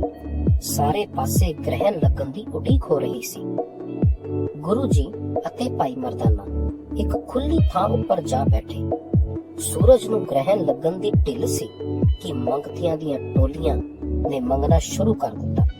ਅਮੀਰਾਂ ਨੇ ਆਪਣੇ ਕੀਤੇ ਪਾਪਾਂ ਦਾ ਭਾਰ ਦੂਰ ਕਰਨ ਲਈ ਦਾਨ ਦੇਣਾ ਸ਼ੁਰੂ ਕਰ ਦਿੱਤਾ। ਲੋਕਾਂ ਦਰਿਆ ਵਿੱਚ ਨਹਾਉਣਾ ਸ਼ੁਰੂ ਕਰ ਦਿੱਤਾ। ਇਹ ਭਰਮ ਬਣਿਆ ਆ ਰਿਹਾ ਹੈ ਕਿ ਜੇ ਕੋਈ ਗ੍ਰਹਿਣ ਲੱਗਣ ਸਮੇਂ ਇਸ਼ਨਾਨ ਕਰੇ, ਦਾਨ ਕਰੇ, ਤਾਂ ਉਸਦੇ ਸਾਰੇ ਪਾਪ ਧੋਤੇ ਜਾਂਦੇ ਹਨ। ਜਿਵੇਂ ਪਾਣੀ ਨਾਲ ਸਰੀਰ ਨੂੰ ਲੱਗਾ ਗੰਦ ਧੋਤਾ ਜਾਂਦਾ ਹੈ। ਪਾਪਾਂ ਦਾ ਗੰਦ ਧੋਣ ਦੇ ਅਭਿਲਾਸ਼ੀ ਬ੍ਰਾਹਮਣਾਂ ਦੇ ਹੱਥਾਂ ਉੱਪਰ ਰੁਪਏ ਰੱਖ ਰਹੇ ਸਨ, ਜਿਨ੍ਹਾਂ ਪਹਿਲਾਂ ਕਦੇ ਕਿਸੇ ਗਰੀਬ ਨੂੰ ਕੋਈ ਪੈਸਾ ਤੱਕ ਨਹੀਂ ਦਿੱਤਾ ਸੀ। ਗੁਰੂ ਜੀ ਬੈਠੇ ਇਹ ਤਮਾਸ਼ਾ ਦੇਖ ਰਹੇ ਸੀ ਕਿ ਹੰਸੀ ਦੇ ਰਾਜਕੁਮਾਰ ਜਗਤ ਰਾਏ ਨੇ ਗੁਰੂ ਜੀ ਅੱਗੇ ਇੱਕ ਮਿਰਗ ਰੱਖ ਕੇ ਬੇਨਤੀ ਕੀਤੀ, ਭਗਤ ਜੀ, ਮੇਰੇ ਪਾਸ ਇਸ ਸ਼ੁਭ ਸਮੇਂ ਦਾਨ ਕਰਨ ਲਈ ਇਹ ਮਿਰਗ ਹੀ ਹੈ, ਜਿਸ ਦਾ ਮੈਂ ਰਸਤੇ ਵਿੱਚ ਸ਼ਿਕਾਰ ਕੀਤਾ ਸੀ। ਇਹ ਆਪ ਸਵੀਕਾਰ ਕਰੋ। ਗੁਰੂ ਜੀ ਦੇ ਕਹਿਣ ਉੱਪਰ ਭਾਈ ਮਰਦਾਨੇ ਨੇ ਅੱਗ ਜਲਾ ਕੇ ਰਜਨ ਲਈ ਰੱਖ ਦਿੱਤਾ। ਬ੍ਰਾਹਮਣਾਂ ਜਦੋਂ ਅੱਗ ਦਾ ਧੂੰਆਂ ਦੇਖਿਆ ਤਾਂ ਭੱਜੇ ਭੱਜੇ ਗੁਰੂ ਜੀ ਪਾਸ ਆ ਕੇ ਕਹਿਣ ਲੱਗੇ, ਇਸ ਸ਼ੁਭ ਸਮੇਂ ਕੋਈ ਅੱਗ ਨਹੀਂ ਜਲਾ ਸਕਦਾ। ਅੱਗ ਜਲਾਉਣਾ ਬਹੁਤ ਵੱਡਾ ਪਾਪ ਹੈ। ਕੋਈ ਚੀਜ਼ ਪਕਾਈ ਨਹੀਂ ਜਾ ਸਕਦੀ। ਇਸ ਸ਼ੁਭ ਸਮੇਂ ਦਾਨ ਹੀ ਕੀਤਾ ਜਾ ਸਕਦਾ ਹੈ। ਨਾਨੂ ਬ੍ਰਾਹਮਣ ਨੇ ਪੁੱਛਿਆ, ਇਸ ਪਤੀਲੇ ਵਿੱਚ ਪੱਕਣ ਲਈ ਕੀ ਧਰਿਆ ਹੈ? ਭਾਈ ਮਰਦਾਨੇ ਨੇ ਉੱਤਰ ਦਿੱਤਾ, ਇਸ ਵਿੱਚ ਮਿਰਗ ਦਾ ਮਾਸ ਧਰਿਆ ਹੈ। ਨਾਨੂ ਇਹ ਸੁਣ ਕੇ ਹੋਰ ਵੀ ਤੜਫ ਉੱਠਿਆ। ਗੁਰੂ ਜੀ ਨੇ ਉਹਨਾਂ ਰੌਲਾ ਪਾਉਣ ਵਾਲਿਆਂ ਨੂੰ ਦੱਸਿਆ, ਪੇਟ ਦੀ ਭੁੱਖ ਦੂਰ ਕਰਨ ਲਈ ਕੁਝ ਪਕਾਉਣਾ ਪਾਪ ਨਹੀਂ। ਝੂਠ ਬੋਲ ਕੇ ਬੇਸਮਝ ਲੋਕਾਂ ਨੂੰ ਲੁੱਟਣਾ ਪਾਪ ਹੈ। ਤੁਸੀਂ ਦੱਸੋ, ਪਾਪੀ ਦਾ ਪਾਪ ਤੁਹਾਡੇ ਵਰਗੇ ਪਾਪੀਆਂ ਨੂੰ ਦਾਨ ਦੇ ਕੇ ਕਿਵੇਂ ਦੂਰ ਹੋ ਸਕਦਾ ਹੈ, ਜਿਨ੍ਹਾਂ ਨੂੰ ਇਹ ਵੀ ਨਹੀਂ ਪਤਾ ਕਿ ਮਾਸ ਕੀ ਹੈ। ਸੁਣੋ, ਮਾਸ ਦੇ ਸਾਰੇ ਸਰੀਰ ਹਨ। ਹੱਡ, ਚਮ ਸਭ ਮਾਸ ਹੀ ਹੈ। ਮਾਸ ਮਾਸ ਹੀ ਖਾਂਦਾ ਹੈ। ਮਾਸ ਹੀ ਮਾਸ ਘਰ ਵਿਆਹ ਕੇ ਲਿਆਂਦਾ ਹੈ। ਸਾਰੇ ਰਿਸ਼ਤੇਦਾਰ ਮਾਸ ਹੀ ਹਨ। ਉਸ ਮਾਲਕ ਦੇ ਹੁਕਮ ਦੀ ਸਮਝ ਪੈ ਜਾਵੇ ਤਾਂ ਗਿਆਨ ਹੁੰਦਾ ਹੈ ਕਿ ਮਾਸ ਕੀ ਹੈ। ਇਹ ਬੇਸਮਝ ਸਾਗ ਖਾਣ ਵਾਲਿਆਂ ਨੂੰ ਪਤਾ ਨਹੀਂ ਕਿ ਸਾਗ ਵੀ ਮਾਸ ਹੈ, ਇਸਤਰੀ ਮਾਸ ਹੈ। ਬੱਚੇ ਮਾਸ ਹੀ ਹਨ, ਜਿਹੜੇ ਮਾਤਾ ਪਿਤਾ ਦੇ ਮਾਸ ਤੋਂ ਬਣਦੇ ਹਨ। ਅੰਨ, ਕਪਾਹ ਆਦਿ ਸਭ ਮਾਸ ਹੀ ਹਨ। ਜੇ ਇਹ ਸਭ ਕੁਝ ਖਾਣਾ ਅਤੇ ਪਹਿਨਣਾ ਛੱਡ ਦੇਵੇਂ ਤਾਂ ਤੂੰ ਮਾਸ ਛੱਡਿਆ ਸਮਝ। ਜਿੰਨਾ ਪਾਸੋਂ ਤੂੰ ਦਾਨ ਲੈਂਦਾ ਹੈ, ਉਹ ਤੇਰੇ ਹਿਸਾਬ ਮਾਸ ਖਾਣ ਕਾਰਨ ਨਰਕਾਂ ਵਿੱਚ ਜਾਣਗੇ, ਤਾਂ ਤੂੰ ਉਹਨਾਂ ਪਾਸੋਂ ਦਾਨ ਲੈਣ ਕਾਰਨ ਨਰਕਾਂ ਵਿੱਚ ਕਿਉਂ ਨਹੀਂ ਜਾਵੇਂਗਾ? ਗੁਰੂ ਜੀ ਦੇ ਇਹ ਬਚਨ ਸੁਣ ਕੇ ਰੌਲਾ ਪਾਉਣ ਵਾਲੇ ਸਭ ਚੁੱਪ ਕਰ ਗਏ। ਉਹਨਾਂ ਨੂੰ ਜਵਾਬ ਨਾ ਸੁਝਿਆ। ਗੁਰੂ ਜੀ ਨੇ ਅੱਗੇ ਹੋਰ ਦੱਸਿਆ, ਕਿਸੇ ਦੇਵਤੇ ਉੱਪਰ ਕੋਈ ਬਿਪਤਾ ਨਹੀਂ। ਗ੍ਰਹਿਣ ਇਹਨਾਂ ਗ੍ਰਹਿਾਂ ਦੇ ਚੱਕਰ ਕਾਰਨ ਲੱਗਦਾ ਹੈ। ਇਸ ਪਾਣੀ ਵਿੱਚ ਇਸ਼ਨਾਨ ਕਰਨ ਨਾਲ ਜਾਂ ਬ੍ਰਾਹਮਣਾਂ ਨੂੰ ਦਾਨ ਕਰਨ ਨਾਲ ਕਿਸੇ ਦੇ ਪਾਪ ਦੂਰ ਨਹੀਂ ਹੁੰਦੇ। ਪਰਮਾਤਮਾ ਦਾ ਸਿਮਰਨ ਹੀ ਪਾਪ ਧੋ ਸਕਦਾ ਹੈ। ਇਸ ਸਾਖੀ ਵਿੱਚ ਅਸੀਂ ਸਮਝਿਆ ਕਿ ਗੁਰੂ ਸਾਹਿਬ ਇੱਕ ਹੋਰ ਬਹੁਤ ਵੱਡਾ ਭਰਮ ਤੋੜਦੇ ਨੇ। ਜਿਵੇਂ ਕੁਝ ਲੋਕ ਜੋ ਮਾਸ ਨਹੀਂ ਖਾਂਦੇ, ਉਹ ਮਾਸ ਖਾਣ ਵਾਲਿਆਂ ਨੂੰ ਦੁਰਕਾਰਦੇ ਨੇ ਅਤੇ ਬੜਾ ਵੱਡਾ ਪਾਪੀ ਸਿੱਧ ਕਰਨ ਦੀ ਕੋਸ਼ਿਸ਼ ਕਰਦੇ ਨੇ। ਇਹ ਸਿਰਫ ਉਹਨਾਂ ਦਾ ਹੰਕਾਰ ਹੀ ਹੈ। ਸਾਡੇ ਪੰਥ ਵਿੱਚ ਵੀ ਮਾਸ ਖਾਣਾ ਜਾਂ ਨਾ ਖਾਣ ਨੂੰ ਧਰਮ ਦਾ ਅੰਗ ਬਣਾ ਕੇ ਭਰਮ ਪਾ ਦਿੱਤਾ ਗਿਆ ਹੈ। ਸਾਨੂੰ ਗੁਰਬਾਣੀ ਦੀ ਰੋਸ਼ਨੀ ਵਿੱਚ ਇਸ ਨੂੰ ਸਮਝਣਾ ਚਾਹੀਦਾ ਹੈ ਅਤੇ ਗੁਰੂ ਆਸ਼ੇ ਅਨੁਸਾਰ ਆਪਣਾ ਜੀਵਨ ਬਤੀਤ ਕਰਨਾ ਚਾਹੀਦਾ ਹੈ।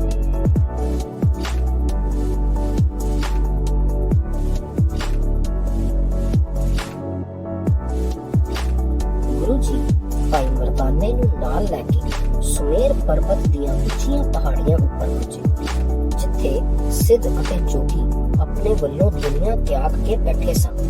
ਉਹਨਾਂ ਸਿੱਧਾਂ ਅਤੇ ਜੋਗੀਆਂ ਦਾ ਨਿਸ਼ਚਾ ਸੀ ਕਿ ਜੇ ਆਬਾਦੀ ਤੋਂ ਪਰੇ ਰਹਿਣਾ ਚਾਹੇ ਤਾਂ ਮਾਇਆ ਨਾਲੋਂ ਮੋਹ ਟੁੱਟ ਜਾਂਦਾ ਹੈ। ਮਾਇਆ ਦਾ ਮੋਹ ਟੁੱਟ ਜਾਣ ਨਾਲ ਜੰਮਣ ਮਰਨ ਦਾ ਗੇੜ ਕੱਟਿਆ ਜਾਂਦਾ ਹੈ। ਉਹ ਸਾਰੇ ਆਪਣੇ ਆਪ ਨੂੰ ਜਤੀ ਸਦਵਾਉਂਦੇ ਸਨ, ਇਸ ਲਈ ਉਹ ਵਿਆਹ ਵੀ ਨਹੀਂ ਕਰਵਾਉਂਦੇ ਸਨ। ਉਹਨਾਂ ਦਾ ਇਹ ਵਿਸ਼ਵਾਸ ਸੀ ਕਿ ਵਿਆਹ ਕਰਵਾਉਣ ਪਿੱਛੋਂ ਪਰਿਵਾਰ ਦੇ ਬੰਧਨ ਮਨੁੱਖ ਨੂੰ ਮਾਇਆ ਦੇ ਜਾਲ ਵਿੱਚ ਫਸਾ ਦਿੰਦੇ ਹਨ, ਜਿਸ ਵਿੱਚੋਂ ਉਸ ਦਾ ਛੁੱਟਣਾ ਮੁਸ਼ਕਲ ਹੈ। ਉਹਨਾਂ ਬਰਫਾਨੀ ਪਹਾੜੀਆਂ ਉੱਪਰ ਹਰ ਇੱਕ ਦਾ ਪਹੁੰਚਣਾ ਮੁਸ਼ਕਲ ਸੀ। ਉਸ ਅਣਡਿੱਠੇ ਰਸਤੇ ਵਿੱਚ ਜੰਗਲੀ ਜਾਨਵਰਾਂ ਦਾ ਡਰ ਸਦਾ ਬਣਿਆ ਰਹਿੰਦਾ ਸੀ। ਸਿੱਧ ਗੁਰੂ ਜੀ ਅਤੇ ਭਾਈ ਮਰਦਾਨੇ ਨੂੰ ਦੇਖ ਕੇ ਬਹੁਤ ਹੈਰਾਨ ਹੋਏ। ਉਹਨਾਂ ਸਵਾਲ ਕੀਤਾ, ਤੁਸੀਂ ਸਾਡੇ ਪਾਸ ਕਿਵੇਂ ਆਏ ਹੋ? ਇਹਨਾਂ ਪਹਾੜੀਆਂ ਉੱਪਰ ਤਾਂ ਸਿੱਧੀਆਂ ਦੇ ਆਸਰੇ ਹੀ ਆਇਆ ਜਾ ਸਕਦਾ ਹੈ। ਗੁਰੂ ਜੀ ਨੇ ਉੱਤਰ ਦਿੱਤਾ, ਅਸੀਂ ਸੱਚ ਦਾ ਆਸਰਾ ਲੈ ਕੇ ਇੱਥੇ ਪਹੁੰਚੇ ਹਾਂ। ਉਹਨਾਂ ਸਿੱਧਾਂ ਵਿੱਚ ਗੋਰਖ ਦਾ ਇੱਕ ਚੇਲਾ ਭਰਥਰੀ ਵੀ ਸੀ, ਜਿਸਨੇ ਆਪਣਾ ਰਾਜ ਛੱਡ ਕੇ ਜੋਗ ਧਾਰਿਆ ਹੋਇਆ ਸੀ। ਉਸ ਨੂੰ ਗੁਰੂ ਜੀ ਦੇ ਕਹਿਣ ਦੀ ਸਮਝ ਨਾ ਪਈ, ਕਿਉਂਕਿ ਜਦੋਂ ਤੱਕ ਸੱਚ ਧਾਰਨ ਨਾ ਕੀਤਾ ਜਾਵੇ, ਸੱਚ ਦੀ ਸਮਝ ਕਿਵੇਂ ਪਏ ਕਿ ਸੱਚ ਕੀ ਹੈ। ਉਸਨੇ ਗੁਰੂ ਜੀ ਨੂੰ ਸਲਾਹ ਦਿੱਤੀ, ਨਾਨਕ, ਤੂੰ ਵੀ ਮੇਰੇ ਵਾਂਗ ਕੰਨਾਂ ਵਿੱਚ ਗਲੀਆਂ ਕਢਵਾ ਕੇ ਮੁੰਦਰਾ ਪਾ ਲੈ, ਸਿਰ ਮਨਾ ਲੈ, ਬਸਤਰ ਤਿਆਗ ਦੇ, ਵਿਭੂਤ ਸਰੀਰ ਨੂੰ ਮਲਣ ਲੱਗ ਜਾ ਅਤੇ ਗੋਰਖ ਨੂੰ ਗੁਰੂ ਧਾਰ ਲੈ। ਇਸ ਤਰ੍ਹਾਂ ਤੇਰੀ ਗਤੀ ਹੋਵੇਗੀ। ਗੁਰੂ ਜੀ ਨੇ ਉਸ ਨੂੰ ਉੱਤਰ ਦਿੱਤਾ, ਤੂੰ ਰਾਜ ਤਿਆਗਿਆ, ਘਰ ਛੱਡਿਆ, ਪਰ ਅਜੇ ਤੱਕ ਤੇਰੇ ਮਨ ਵਿੱਚੋਂ ਹਉਮੈ ਨਹੀਂ ਗਈ, ਜਿਸ ਕਾਰਨ ਤੂੰ ਇਹ ਅਡੰਬਰ ਕੀਤੇ। ਅਜੇ ਤੱਕ ਤੈਨੂੰ ਸੱਚ ਦਾ ਗਿਆਨ ਨਹੀਂ ਹੋਇਆ, ਉਸ ਦੀ ਸਮਝ ਨਹੀਂ ਪਈ, ਉਸ ਦੀ ਪਛਾਣ ਨਹੀਂ ਆਈ। ਭਰਥਰੀ ਨੇ ਭੰਗ ਦਾ ਪਿਆਲਾ ਗੁਰੂ ਜੀ ਅੱਗੇ ਕਰਕੇ ਕਿਹਾ, ਨਾਨਕ, ਇਹ ਪੀ, ਤੇਰੀ ਭੁੱਖ ਪਿਆਸ ਦੂਰ ਹੋਵੇ, ਤੇਰੀ ਲਿਵ ਲੱਗੇ ਅਤੇ ਦੁਨੀਆ ਦੇ ਸਾਰੇ ਦੁੱਖ ਭੁੱਲ ਜਾ। ਗੁਰੂ ਜੀ ਨੇ ਉੱਤਰ ਦਿੱਤਾ, ਸੱਚ ਦੇ ਵਪਾਰੀ ਨੂੰ ਇਸ ਝੂਠੀ ਭੰਗ ਦੀ ਕੋਈ ਲੋੜ ਨਹੀਂ।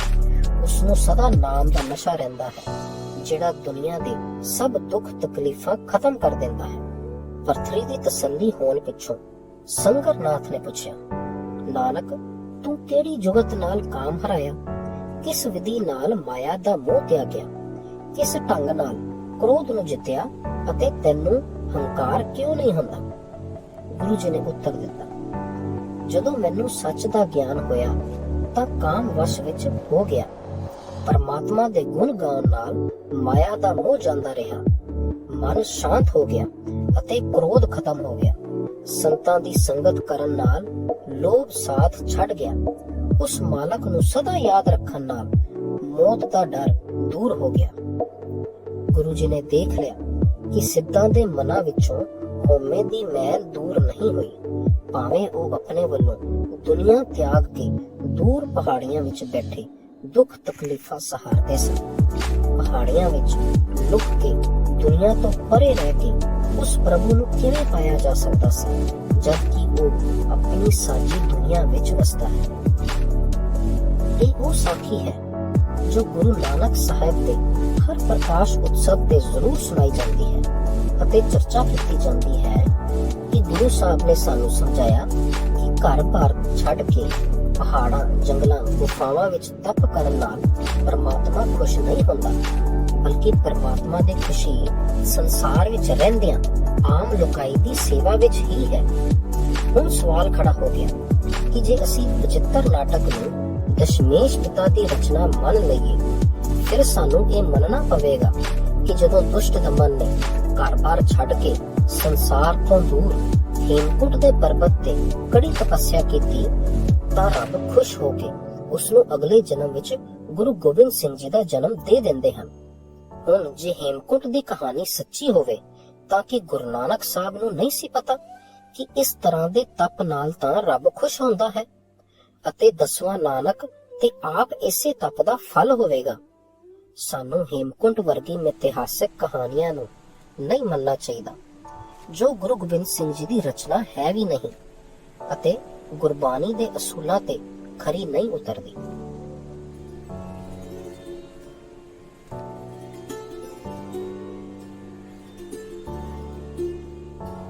ਗੁਰੂ ਜੀ ਅਤੇ ਭਾਈ ਮਰਦਾਨਾ ਪਾਕਪਟਨ ਤੋਂ ਚੱਲ ਕੇ ਮੁਲਤਾਨ ਦੇ ਤੁਲੰਬਾ ਸ਼ਹਿਰ ਪੁੱਜੇ।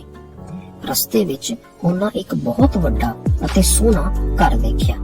ਸ਼ੇਖ ਨੇ ਇਹ ਡੇਰਾ ਉਸ ਰਸਤੇ ਲੰਘਣ ਵਾਲਿਆਂ ਦੇ ਆਰਾਮ ਲਈ ਬਣਵਾਇਆ ਹੋਇਆ ਸੀ। ਉਸ ਡੇਰੇ ਵਿੱਚ ਹਰ ਇੱਕ ਨੂੰ ਰਹਿਣ ਲਈ ਥਾਂ ਅਤੇ ਖਾਣ ਲਈ ਭੋਜਨ ਮਿਲਦਾ ਸੀ। ਰਾਹੀ ਭਾਵੇਂ ਹਿੰਦੂ ਹੋਵੇ ਜਾਂ ਮੁਸਲਮਾਨ, ਕਿਸੇ ਨਾਲ ਕੋਈ ਵਿਤਕਰਾ ਨਹੀਂ ਸੀ। ਸ਼ੇਖ ਨੇ ਉਸ ਡੇਰੇ ਵਿੱਚ ਇੱਕ ਪਾਸੇ ਹਿੰਦੂਆਂ ਦੇ ਪੂਜਾ ਕਰਨ ਲਈ ਮੰਦਰ ਅਤੇ ਦੂਜੇ ਪਾਸੇ ਮੁਸਲਮਾਨਾਂ ਲਈ ਮਸਜਿਦ ਬਣਵਾਈ ਹੋਈ ਸੀ। ਸ਼ੇਖ ਦਿਨ ਵਿੱਚ ਸਾਦਾ ਵਾਲੇ ਕੱਪੜੇ ਪਾ ਕੇ ਮਾਲਾ ਫੇਰਦਾ ਰਹਿੰਦਾ ਸੀ ਅਤੇ ਆਏ ਗਏ ਮੁਸਾਫਰ ਦੀ ਦੇਖਭਾਲ ਕਰਦਾ ਸੀ। ਇਸ ਸੇਵਾ ਨੂੰ ਦੇਖ ਕੇ ਉਸ ਨੂੰ ਹਰ ਮਿਲਣ ਵਾਲਾ ਸੱਜਣ ਕਹਿ ਕੇ ਬੁਲਾਉਂਦਾ ਸੀ। ਉਸ ਦਾ ਅਸਲੀ ਨਾਂ ਤੇ ਲੋਕਾਂ ਨੂੰ ਭੁੱਲ ਹੀ ਗਿਆ ਸੀ। ਸੱਜਣ ਦੀ ਜ਼ਮੀਨ ਕਾਫੀ ਸੀ, ਜਿਸ ਵਿੱਚ ਉਹ ਮਜ਼ਦੂਰਾਂ ਪਾਸੋਂ ਖੇਤੀ ਕਰਵਾਉਂਦਾ ਸੀ। ਉਸਨੇ ਆਪਣੀ ਆਮਦਨੀ ਦਾ ਇੱਕ ਹੋਰ ਧੰਦਾ ਅਪਣਾ ਰੱਖਿਆ ਸੀ, ਜਿਸ ਦਾ ਉਸਦੇ ਹਿੱਸੇਦਾਰਾਂ ਤੋਂ ਬਿਨਾਂ ਹੋਰ ਕਿਸੇ ਨੂੰ ਗਿਆਨ ਨਹੀਂ ਸੀ। ਉਹ ਰਾਤ ਨੂੰ ਗੁਜ਼ਾਰਨ ਵਾਲੇ ਰਾਹੀਆਂ ਨੂੰ ਮਾਰ ਕੇ ਉਹਨਾਂ ਦੀਆਂ ਲਾਸ਼ਾਂ ਖੂਹ ਵਿੱਚ ਸੁੱਟ ਦਿੰਦਾ ਸੀ ਅਤੇ ਉਹਨਾਂ ਦਾ ਮਾਲ ਹਜ਼ਮ ਕਰ ਜਾਂਦਾ ਸੀ। ਗੁਰੂ ਜੀ ਨੂੰ ਦੇਖ ਕੇ ਉਸਨੇ ਅੰਦਾਜ਼ਾ ਲਗਾਇਆ ਕਿ ਗੁਰੂ ਜੀ ਵੱਡੇ ਧਨਾੜ ਲੱਗਦੇ ਹਨ। ਉਸਨੇ ਗੁਰੂ ਜੀ ਅਤੇ ਭਾਈ ਮਰਦਾਨੇ ਦੀ ਬਹੁਤ ਸੇਵਾ ਕੀਤੀ। ਗੁਰੂ ਜੀ ਤਾਂ ਮਨਾਂ ਦੀਆਂ ਜਾਣਦੇ ਸਨ, ਉਹਨਾਂ ਪਾਸੋਂ ਕਿਹੜੀ ਗੱਲ ਗੁੱਝੀ ਰਹਿ ਸਕਦੀ ਸੀ। ਗੁਰੂ ਜੀ ਨੇ ਉਸ ਦੀਆਂ ਸਾਰੀਆਂ ਕਾਲੀਆਂ ਕਰਤੂਤਾਂ ਉਸਦੇ ਸਾਥੀਆਂ ਨਾਲ ਬੋਲਚਾਲ ਤੋਂ ਪੜ ਲਈਆਂ। ਸ਼ਾਮ ਦਾ ਖਾਣਾ ਖਾਣ ਪਿੱਛੋਂ ਸੱਜਣ ਨੇ ਗੁਰੂ ਜੀ ਨੂੰ ਬੇਨਤੀ ਕੀਤੀ, ਚਲੋ ਸੰਤ ਜੀ, ਅੰਦਰ ਚੱਲ ਕੇ ਆਰਾਮ ਨਾਲ ਸੋ ਜਾਓ, ਰਾਤ ਕਾਫੀ ਹੋ ਗਈ ਹੈ। ਗੁਰੂ ਜੀ ਨੇ ਕਿਹਾ, ਭਾਈ ਸੱਜਣਾ, ਅਸੀਂ ਇੱਕ ਸ਼ਬਦ ਉਸ ਮਾਲਕ ਦੀ ਉਸਤਤ ਵਿੱਚ ਪੜ ਕੇ ਸੋਵਾਂਗੇ। ਭਾਈ ਮਰਦਾਨੇ ਰਬਾਬ ਵਜਾਣੀ ਸ਼ੁਰੂ ਕੀਤੀ ਅਤੇ ਗੁਰੂ ਜੀ ਨੇ ਸ਼ਬਦ ਦਾ ਉਚਾਰਨ ਕੀਤਾ। ਸੱਜਣ ਦੇ ਕੰਨੀ ਜਦੋਂ ਗੁਰੂ ਜੀ ਦੇ ਸ਼ਬਦ ਦੀ ਆਵਾਜ਼ ਪਈ ਤਾਂ ਉਸ ਨੂੰ ਲੱਗਿਆ ਕਿ ਜਿਵੇਂ ਗੁਰੂ ਜੀ ਨੂੰ ਉਸ ਦੀ ਸਾਰੀ ਕਾਲੀ ਕਰਤੂਤ ਦਾ ਪਤਾ ਲੱਗ ਗਿਆ ਹੋਵੇ। ਇਸੇ ਲਈ ਉਹ ਕਹਿ ਰਹੇ ਹਨ, ਕਾਂਸੀ ਦਾ ਬਰਤਨ ਬਾਹਰੋਂ ਚਮਕਦਾ ਹੈ, ਪਰ ਜਦੋਂ ਉਸ ਨੂੰ ਹੱਥ ਲਗਾਉਂਦੇ ਹਾਂ ਤਾਂ ਉਹ ਹੱਥ ਕਾਲਾ ਹੋ ਜਾਂਦਾ ਹੈ। ਉਸ ਕਾਂਸੀ ਨੂੰ ਧੋਣ ਪਿੱਛੋਂ ਵੀ ਉਸ ਦੀ ਕਾਲਕ ਨਹੀਂ ਜਾਂਦੀ। ਖਾਲੀ ਘਰਾਂ ਨੂੰ ਬਾਹਰੋਂ ਜਿੰਨਾ ਮਰਜ਼ੀ ਸਜਾ ਲਵੋ, ਜਦੋਂ ਉਹ ਘਰ ਢਹਿ ਢੇਰੀ ਹੋਣਗੇ ਤਾਂ ਅੰਦਰੋਂ ਖਾਲੀ ਹੋਣਗੇ। ਇਸ ਤਰ੍ਹਾਂ ਦੇ ਘਰ ਅਤੇ ਗੁਨਾਹ ਤੋਂ ਖਾਲੀ ਸਰੀਰ ਕਿਸੇ ਕੰਮ ਦੇ ਨਹੀਂ। ਤੀਰਥਾਂ ਉੱਪਰ ਚਿੱਟੇ ਕੱਪੜੇ ਪਾਉਣ ਵਾਲੇ ਸੰਤ ਜਿਹੜੇ ਡੱਡਾਂ ਖਾਣ ਵਾਲੀਆਂ ਬੱਕਰੀਆਂ ਦੀ ਤਰ੍ਹਾਂ ਭੁੱਲੇ ਪਟਕਿਆਂ ਨੂੰ ਲੁੱਟਦੇ ਹਨ, ਉਹਨਾਂ ਨੂੰ ਭਗਤ ਨਹੀਂ ਕਿਹਾ ਜਾਂਦਾ। ਆਦਮੀ ਦੀ ਚਤੁਰਾਈ, ਸਿਆਣਪ ਅਤੇ ਸੇਵਾ ਕਿਸੇ ਕੰਮ ਦੀ ਨਹੀਂ ਜੇ ਉਹ ਬੁਰੇ ਕੰਮਾਂ ਤੋਂ ਤੋਬਾ ਨਹੀਂ ਕਰਦਾ। ਨੇਕ ਬਣਨ ਲਈ ਉਸ ਮਾਲਕ ਦੇ ਆਸਰੇ ਦੀ ਲੋੜ ਹੈ। ਸ਼ਬਦ ਦਾ ਭੋਗ ਪੈਣ ਪਿੱਛੋਂ ਸੱਜਣ ਗੁਰੂ ਜੀ ਦੇ ਚਰਨਾਂ ਉੱਪਰ ਟਹਿ ਪਿਆ। ਗੁਰੂ ਜੀ ਦੇ ਕਹਿਣ ਉੱਪਰ ਉਸਨੇ ਸਾਰਾ ਧਨ ਗਰੀਬਾਂ ਨੂੰ ਵੰਡ ਦਿੱਤਾ, ਹੱਕ ਦੀ ਕਮਾਈ ਕਰਨ ਲੱਗਾ ਅਤੇ ਸੱਚਾ ਸੱਜਣ ਬਣ ਗਿਆ। ਇਸ ਸਾਖੀ ਵਿੱਚ ਅਸੀਂ ਸਮਝਿਆ ਕਿ ਗੁਰੂ ਜੀ ਦਾ ਇੱਕ ਸ਼ਬਦ ਪੱਲੇ ਬੰਨ ਕੇ ਸੱਜਣ ਦੀ ਜ਼ਿੰਦਗੀ ਬਦਲ ਗਈ। ਇਹੀ ਤੇ ਸਭ ਤੋਂ ਵੱਡੀ ਕਰਾਮਾਤ ਹੈ ਕਿ ਕੁਰਬਾਨੀ ਮਰੀ ਹੋਈ ਜ਼ਮੀਰ ਨੂੰ ਜਿਉਂਦਾ ਕਰ ਦਿੰਦੀ ਹੈ। ਪਰ ਕੀ ਕਾਰਨ ਹੈ ਕਿ ਅੱਜ ਗੁਰਬਾਣੀ ਪਾਠ ਬਹੁਤ ਹੁੰਦਾ ਹੈ, ਅਖੰਡ ਪਾਠਾਂ ਦੀਆਂ ਲੜੀਆਂ ਚੱਲਦੀਆਂ ਨੇ, ਪਰ ਸਾਡੇ ਵਿੱਚ ਕੋਈ ਤਬਦੀਲੀ ਨਹੀਂ ਆਉਂਦੀ? ਕਾਰਨ ਇਹੀ ਦਿਸਦਾ ਹੈ ਕਿ ਅਸੀਂ ਗੁਰਬਾਣੀ ਪਾਠ ਗਿਣਤੀਆਂ ਪੂਰੀਆਂ ਕਰਨ ਵਾਸਤੇ ਕਰਦੇ ਹਾਂ। ਆਓ ਅਸੀਂ ਇਹ ਨਿਸ਼ਚਾ ਕਰ ਲਈਏ ਕਿ ਗੁਰਬਾਣੀ ਨੂੰ ਅਸੀਂ ਸਮਝ ਕੇ ਫਿਰ ਉਸ ਅਨੁਸਾਰ ਆਪਣਾ ਜੀਵਨ ਢਾਲਣਾ ਹੈ।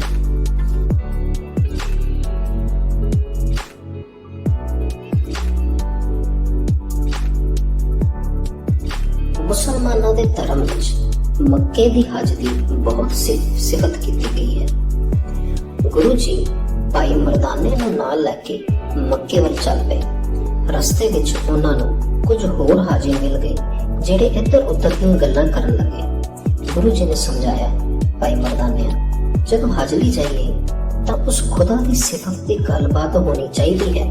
ਹੋਰ ਫਾਲਤੂ ਗੱਲਾਂ ਕਰਦੇ ਜਾਣਾ ਹਾਜੀਆਂ ਲਈ ਸੋਭਾ ਨਹੀਂ ਦਿੰਦਾ ਅਤੇ ਇਸ ਤਰ੍ਹਾਂ ਦਾ ਹਜ ਕਰਨ ਵਾਲੇ ਨੂੰ ਕੁਝ ਪ੍ਰਾਪਤ ਨਹੀਂ ਹੁੰਦਾ।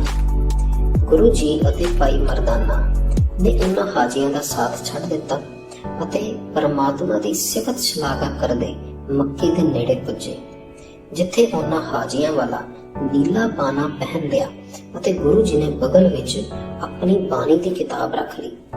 ਇਸ ਤਰ੍ਹਾਂ ਦੇ ਪਹਿਰਾਵੇ ਵਿੱਚ ਉਹ ਮੱਕੇ ਦੀ ਮਸਜਿਦ ਅੰਦਰ ਚਲੇ ਗਏ।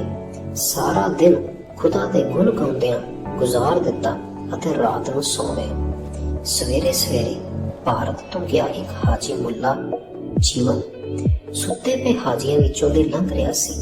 ਉਸਦੀ ਨਿਗਾਹ ਗੁਰੂ ਜੀ ਦੇ ਪੈਰਾਂ ਉੱਪਰ ਪਈ, ਜਿਹੜੇ ਕਾਬੇ ਵੱਲ ਸਨ। ਉਸਨੂੰ ਇਹ ਦੇਖ ਕੇ ਬਹੁਤ ਗੁੱਸਾ ਆਇਆ। ਉਸਨੇ ਗੁਰੂ ਜੀ ਦੀ ਪਿੱਠ ਵਿੱਚ ਲੱਤ ਮਾਰ ਕੇ ਕਿਹਾ, ਓਏ ਕਾਫਰ, ਤੈਨੂੰ ਨਜ਼ਰ ਨਹੀਂ ਆਉਂਦਾ ਕਿ ਤੂੰ ਖੁਦਾ ਦੇ ਘਰ ਵੱਲ ਪੈਰ ਕੀਤੇ ਹੋਏ ਹਨ? ਗੁਰੂ ਜੀ ਨੇ ਅੱਗੋਂ ਬੜੀ ਹੀ ਧੀਮੀ ਨਾਲ ਉੱਤਰ ਦਿੱਤਾ, ਮੁੱਲਾ ਜੀ, ਮੇਰੇ ਪਾਸੋਂ ਭੁੱਲ ਹੋ ਗਈ। ਮੈਨੂੰ ਨਹੀਂ ਸੀ ਪਤਾ ਕਿ ਸਿਰਫ ਇਸ ਪਾਸੇ ਹੀ ਖੁਦਾ ਦਾ ਘਰ ਹੈ। ਤੁਸੀਂ ਮੇਰੇ ਪੈਰ ਉਸ ਪਾਸੇ ਕਰ ਦੇਵੋ ਜਿਸ ਪਾਸੇ ਖੁਦਾ ਨਹੀਂ ਰਹਿੰਦਾ। ਮੁੱਲਾ ਜੀਵਨ ਦਾ ਗੁੱਸਾ ਇਹ ਸੁਣ ਕੇ ਹੋਰ ਵੀ ਵੱਧ ਗਿਆ। ਉਸਨੇ ਬੜੀ ਬੇਦਰਦੀ ਨਾਲ ਗੁਰੂ ਜੀ ਦੀਆਂ ਲੱਤਾਂ ਫੜੀਆਂ ਅਤੇ ਘਸੀਟ ਕੇ ਦੂਜੇ ਪਾਸੇ ਕਰ ਦਿੱਤੀਆਂ। ਗੁਰੂ ਜੀ ਨੇ ਕਿਹਾ, ਮੁੱਲਾ ਜੀ, ਕਿ ਇਸ ਪਾਸੇ ਖੁਦਾ ਦਾ ਘਰ ਨਹੀਂ?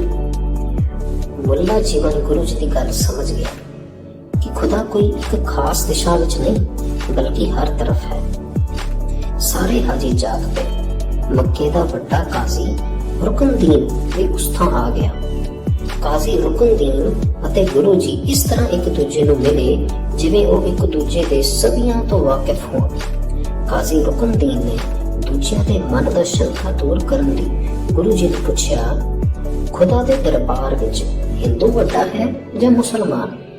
ਗੁਰੂ ਜੀ ਨੇ ਉੱਤਰ ਦਿੱਤਾ, ਖੁਦਾ ਦੇ ਦਰ ਉੱਪਰ ਨੇਕ ਕਰਮ ਪ੍ਰਵਾਨ ਹਨ। ਉਸ ਦੇ ਦਰਬਾਰ ਵਿੱਚ ਨੇਕ ਕਰਮਾਂ ਬਿਨਾਂ ਨਾ ਹਿੰਦੂ ਲਈ ਕੋਈ ਥਾਂ ਹੈ ਅਤੇ ਨਾ ਹੀ ਮੁਸਲਮਾਨ ਲਈ। ਇਹ ਉੱਤਰ ਸੁਣ ਕੇ ਹਾਜੀਆਂ ਨੇ ਗੁਰੂ ਜੀ ਨੂੰ ਹੋਰ ਬਹੁਤ ਸਵਾਲ ਕੀਤੇ।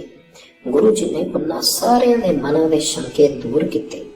ਜਦੋਂ ਗੁਰੂ ਜੀ ਮਦੀਨੇ ਵੱਲ ਜਾਣ ਲਈ ਤਿਆਰ ਹੋਏ ਤਾਂ ਕਾਜ਼ੀ ਰੁਕਨਦੀਨ ਨੇ ਗੁਰੂ ਜੀ ਨੂੰ ਬੇਨਤੀ ਕੀਤੀ ਕਿ ਉਹ ਮੱਕੇ ਵਿਖੇ ਆਪਣੇ ਆਉਣ ਦੀ ਯਾਦ ਵਿੱਚ ਕੋਈ ਨਿਸ਼ਾਨੀ ਛੱਡ ਜਾਣ।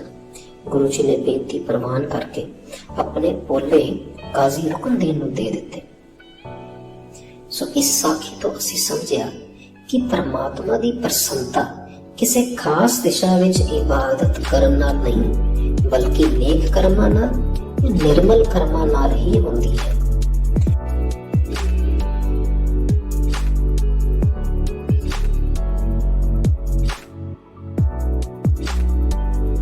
ਗੁਰੂ ਸਾਹਿਬ ਮੱਕਾ, ਮਦੀਨਾ ਤੇ ਕਰਬਲਾ ਤੋਂ ਹੁੰਦੇ ਹੋਏ ਬਗਦਾਦ ਪੁੱਜੇ। ਇੱਥੇ ਲੋਕਾਂ ਦਾ ਇੱਕ ਹੋਰ ਭਰਮ ਤੋੜਿਆ। ਮੁਸਲਮਾਨ ਇਹ ਸਮਝਦੇ ਸਨ ਕਿ ਸੰਗੀਤ ਦੀ ਵਰਤੋਂ ਨਾਚ ਗਾਣੇ ਕਰਨ ਵਾਲੇ ਕਰਦੇ ਹਨ, ਇਸ ਲਈ ਖੁਦਾ ਦੀ ਬੰਦਗੀ ਵਿੱਚ ਇਸ ਦੀ ਕੋਈ ਥਾਂ ਨਹੀਂ। ਇਸ ਵਿਸ਼ਵਾਸ ਦੇ ਅਧੀਨ ਹੀ ਉਹ ਰਾਗ ਨੂੰ ਹਰਾਮ ਕਹਿੰਦੇ ਸਨ। ਸਤਿਗੁਰਾਂ ਨੇ ਬਗਦਾਦ ਵਾਸੀਆਂ ਨੂੰ ਸਮਝਾਇਆ ਕਿ ਸੰਗੀਤ ਜਾਂ ਰਾਗ ਆਪਣੇ ਆਪ ਵਿੱਚ ਮਾੜਾ ਨਹੀਂ, ਸਗੋਂ ਮਾੜੀ ਜਾਂ ਚੰਗੀ ਤਾਂ ਇਸ ਦੀ ਵਰਤੋਂ ਹੈ। ਇਸ ਦੀ ਵਰਤੋਂ ਗਲਤ ਰਚਨਾਵਾਂ ਨੂੰ ਗਾਉਣ ਲਈ ਕੀਤੀ ਜਾਵੇ ਤਾਂ ਤੇ ਇਹ ਨਿਸ਼ਚੈ ਹੀ ਮਾੜਾ ਹੁੰਦਾ ਹੈ। ਕੀਰਤਨ ਇੱਕ ਅਜਿਹਾ ਸਾਧਨ ਹੈ ਜਿਹੜਾ ਮਨੁੱਖ ਦੀ ਸੁਰਤ ਨੂੰ ਪ੍ਰਭੂ ਨਾਲ ਜੋੜਨ ਵਿੱਚ ਸਭ ਤੋਂ ਵੱਧ ਸਹਾਈ ਹੁੰਦਾ ਹੈ। ਇਸ ਗੱਲ ਦਾ ਪ੍ਰਤੱਖ ਸਬੂਤ ਗੁਰੂ ਜੀ ਨੇ ਬਗਦਾਦ ਵਿੱਚ ਹੀ ਦਿੱਤਾ ਸੀ। ਸ਼ਹਿਰ ਤੋਂ ਬਾਹਰ ਸਤਿਗੁਰਾਂ ਨੇ ਇਲਾਹੀ ਕੀਰਤਨ ਕਰਨਾ ਆਰੰਭ ਕਰ ਦਿੱਤਾ। ਪਲਾਂ ਵਿੱਚ ਹੀ ਇਹ ਖਬਰ ਪੀਰ ਦਸਤਗੀਰ ਅਤੇ ਹੋਰਨਾਂ ਮੁੱਲਾ ਮਲਾਣਿਆਂ ਤੱਕ ਪੁੱਜ ਗਈ ਕਿ ਮੁਸਲਮਾਨੀ ਸ਼ਹਿਰ ਵਿੱਚ ਕੋਈ ਸਾਧੂ ਗਾ ਕੇ ਬੰਦਗੀ ਕਰ ਰਿਹਾ ਹੈ। ਫਿਰ ਕੀ ਸੀ, ਮੁਸਲਮਾਨੀ ਆਗੂ ਅਤੇ ਉਹਨਾਂ ਦੇ ਅਨੁਯਾਈ ਹੱਥਾਂ ਵਿੱਚ ਪੱਥਰ ਚੁੱਕ ਕੇ ਉਧਰ ਨੂੰ ਨੱਸ ਪਏ ਜਿੱਧਰ ਸਤਿਗੁਰੂ ਬਾਬਾ ਜੀ ਕੀਰਤਨ ਕਰ ਰਹੇ ਸਨ। ਜਦੋਂ ਉੱਥੇ ਪੁੱਜੇ, ਪੱਥਰ ਹੱਥਾਂ ਵਿੱਚ ਫੜੇ ਹੀ ਰਹਿ ਗਏ। ਸਤਿਗੁਰਾਂ ਦੇ ਤੇਜਸਵੀ ਚਿਹਰੇ, ਅਡੋਲਤਾ, ਨਿਰਭੈਤਾ ਅਤੇ ਕੀਰਤਨ ਦੀਆਂ ਮਧੁਰ ਧੁਨਾਂ ਨੇ ਉਹਨਾਂ ਲੋਕਾਂ ਤੇ ਅਜਿਹਾ ਪ੍ਰਭਾਵ ਪਾਇਆ ਕਿ ਸਭ ਨੇ ਪੱਥਰ ਸੁੱਟ ਦਿੱਤੇ। ਜੋ ਆਉਂਦਾ ਸਤਿਗੁਰਾਂ ਦੇ ਚਰਨਾਂ ਵਿੱਚ ਬੈਠ ਜਾਂਦਾ ਅਤੇ ਪ੍ਰਭੂ ਦੀ ਉਸਤਤ ਸੁਣ ਕੇ ਝੂਮਣ ਲੱਗ ਜਾਂਦਾ। ਇੱਥੇ ਸਤਿਗੁਰਾਂ ਦੀ ਪੀਰ ਦਸਤਗੀਰ ਅਤੇ ਸ਼ੇਖ ਬਹਿਲੋਲ ਨਾਲ ਧਰਮ ਚਰਚਾ ਹੋਈ। ਇਸ ਚਰਚਾ ਵਿੱਚ ਸਤਿਗੁਰਾਂ ਨੇ ਬਗਦਾਦ ਦੇ ਲੋਕਾਂ ਨੂੰ ਇਹ ਵੀ ਸਮਝਾਇਆ ਕਿ ਖੁਦਾ ਸਰਬ ਵਿਆਪਕ ਹੈ, ਉਹ ਕਿਸੇ ਸੱਤਵੇਂ ਅਸਮਾਨ ਉੱਤੇ ਨਹੀਂ ਰਹਿੰਦਾ। ਇਹ ਵੀ ਦੱਸਿਆ ਕਿ ਅਕਾਲ ਪੁਰਖ ਦੀ ਰਚਨਾ ਵਿੱਚ ਅਨੇਕਾਂ ਹੀ ਪਤਾਲ ਅਤੇ ਆਕਾਸ਼ ਹਨ, ਉਹਨਾਂ ਦੀ ਗਿਣਤੀ ਨਹੀਂ ਹੋ ਸਕਦੀ। ਬਗਦਾਦ ਨਿਵਾਸੀ ਗੁਰੂ ਜੀ ਦੇ ਸ਼ਰਧਾਲੂ ਬਣ ਗਏ। ਉਹਨਾਂ ਨੇ ਸਤਿਗੁਰਾਂ ਦੇ ਉੱਥੇ ਜਾਣ ਦੀ ਯਾਦ ਵਿੱਚ ਤੁਰਕੀ ਬੋਲੀ ਵਿੱਚ ਕੁਤਬਾ ਵੀ ਲਾਇਆ, ਜੋ ਕਿ ਹੁਣ ਰੇਲਵੇ ਸਟੇਸ਼ਨ ਬਗਦਾਦ ਤੋਂ 1.5 ਮੀਲ ਦੀ ਦੂਰੀ ਉੱਤੇ ਹੈ। ਇਸ ਦਾ ਪੰਜਾਬੀ ਅਨੁਵਾਦ ਇਸ ਪ੍ਰਕਾਰ ਹੈ। ਦੇਖੋ ਹਜ਼ਰਤ ਪਰਵਰਦਿਗਾਰ ਬਜ਼ੁਰਗ ਨੇ ਇਹੀ ਮੁਰਾਦ ਪੂਰੀ ਕੀਤੀ ਕਿ ਬਾਬੇ ਨਾਨਕ ਦੀ ਤਾਮੀਰ ਨਵੇਂ ਸਿਰੇ ਬਣ ਗਈ। 7 ਵੱਡੇ ਵਲੀਆਂ ਨੇ ਇਸ ਵਿੱਚ ਸਹਾਇਤਾ ਕੀਤੀ।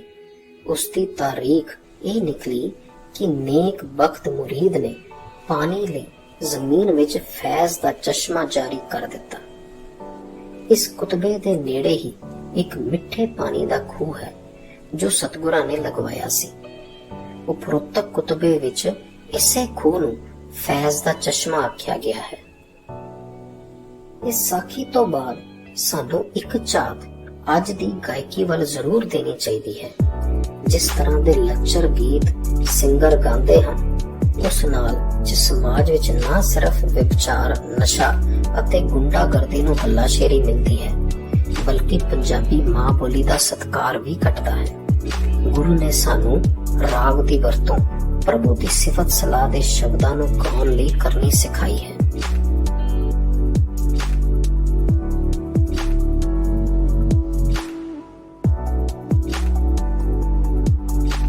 ਇੱਕ ਦਿਨ ਗੁਰੂ ਜੀ ਅਤੇ ਭਾਈ ਮਰਦਾਨਾ ਤਹਿਸੀਲ ਦੀਪਾਲਪੁਰ, ਜ਼ਿਲ੍ਹਾ ਮਿੰਟਗੁਮਰੀ ਦੇ ਇੱਕ ਪਿੰਡ ਪੁੱਜੇ।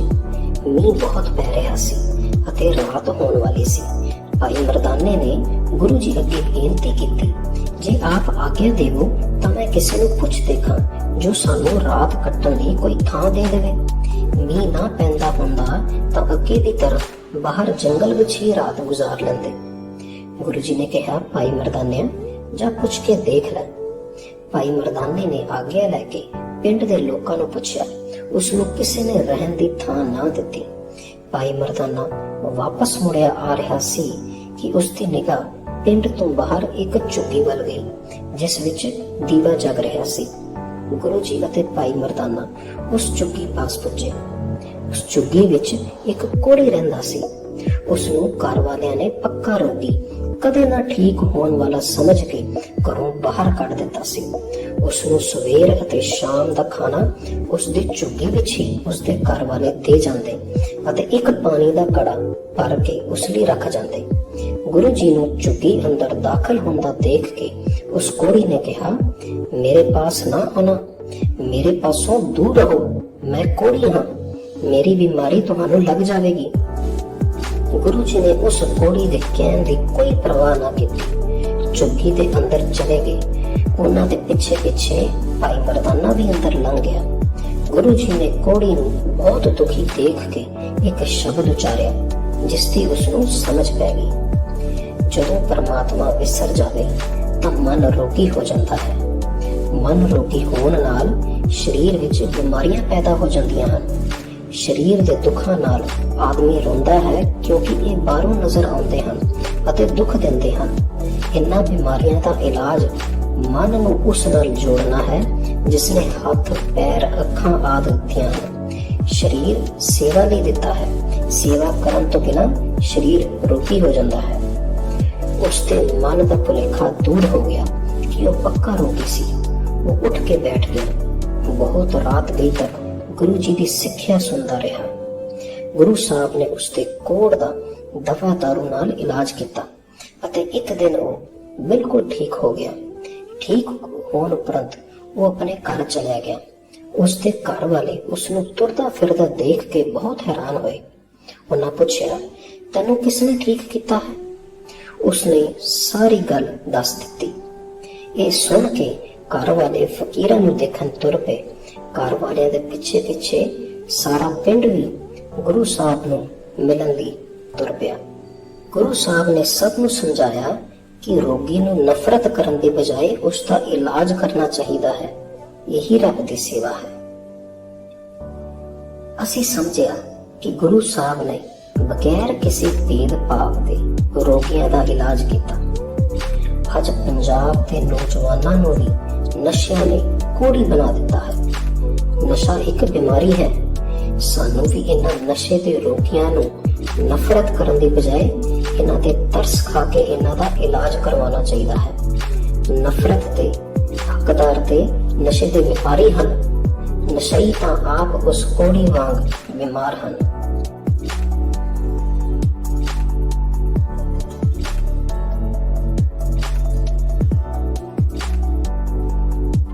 ਪਿੰਡ ਪਿੰਡ ਧਰਮ ਪ੍ਰਚਾਰ ਕਰਦੇ ਹੋਏ ਸਤਿਗੁਰੂ ਜੀ ਸੈਦਪੁਰ ਪੁੱਜੇ, ਜਿਸ ਨੂੰ ਏਮਨਾਬਾਦ ਵੀ ਕਹਿੰਦੇ ਹਨ। ਇੱਥੇ ਉਹਨਾਂ ਦਾ ਸ਼ਰਧਾਲੂ ਭਾਈ ਲਾਲੋ ਰਹਿੰਦਾ ਸੀ, ਜਿਸ ਪਾਸ ਪਹਿਲੀ ਉਦਾਸੀ ਦੇ ਆਰੰਭ ਵਿੱਚ ਵੀ ਆਏ ਸਨ। ਹੁਣ ਵੀ ਉਸ ਪਾਸ ਜਾ ਠਹਿਰੇ। ਖਬਰਾਂ ਪੁੱਜੀਆਂ ਕਿ ਬਾਬਰ ਕਾਬਲ ਤੋਂ ਚੜਾਈ ਕਰਕੇ ਆ ਰਿਹਾ ਹੈ। ਹੋਣ ਵਾਲੀ ਲੁੱਟ ਮਾਰ ਦੇ ਡਰ ਕਾਰਨ ਲੋਕ ਭੈਭੀਤ ਹੋ ਗਏ। ਸਤਿਗੁਰਾਂ ਨੇ ਲੋਕਾਂ ਨੂੰ ਨਿਡਰ ਹੋਣ ਦਾ ਉਪਦੇਸ਼ ਦਿੱਤਾ।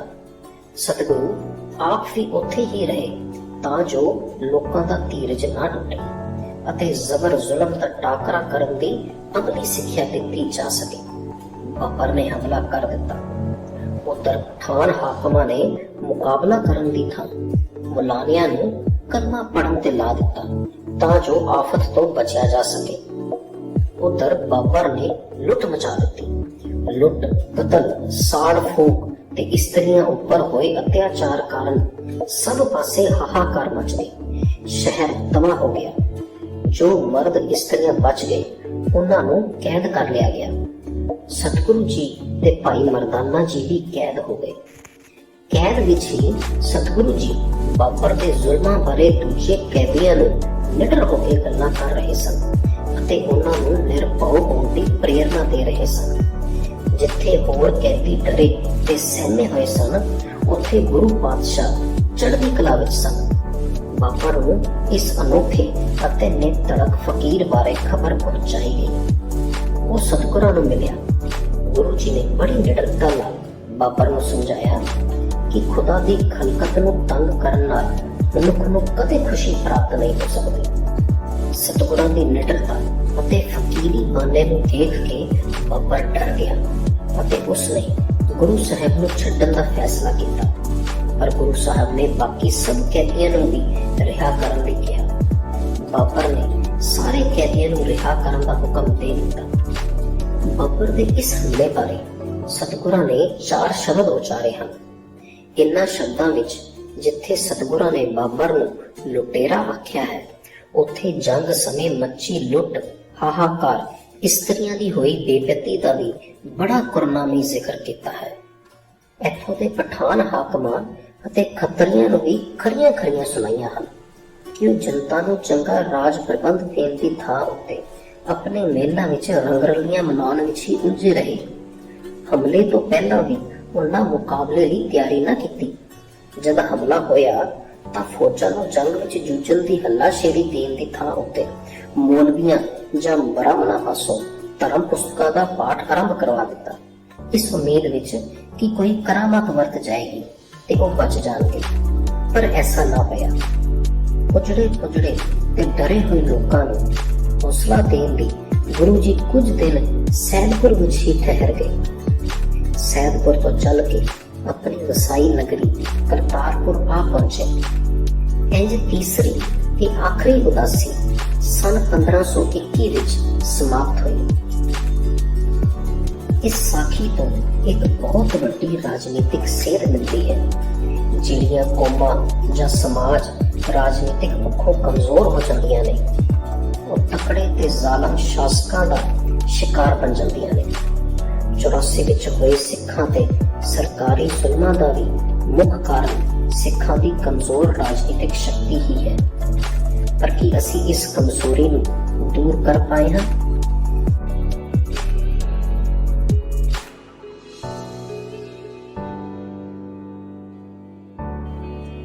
ਵੱਡੇ ਪ੍ਰਚਾਰ ਦੌਰੇ ਖਤਮ ਕਰਨ ਮਗਰੋਂ ਗੁਰੂ ਜੀ ਨੇ ਬਾਕੀ ਉਮਰ ਕਰਤਾਰਪੁਰ ਵਿੱਚ ਗੁਜ਼ਾਰਨ ਦਾ ਫੈਸਲਾ ਕੀਤਾ ਅਤੇ ਉਮਰ ਦੇ ਆਖਰੀ 18 ਸਾਲ ਇੱਥੇ ਹੀ ਗੁਜ਼ਾਰੇ।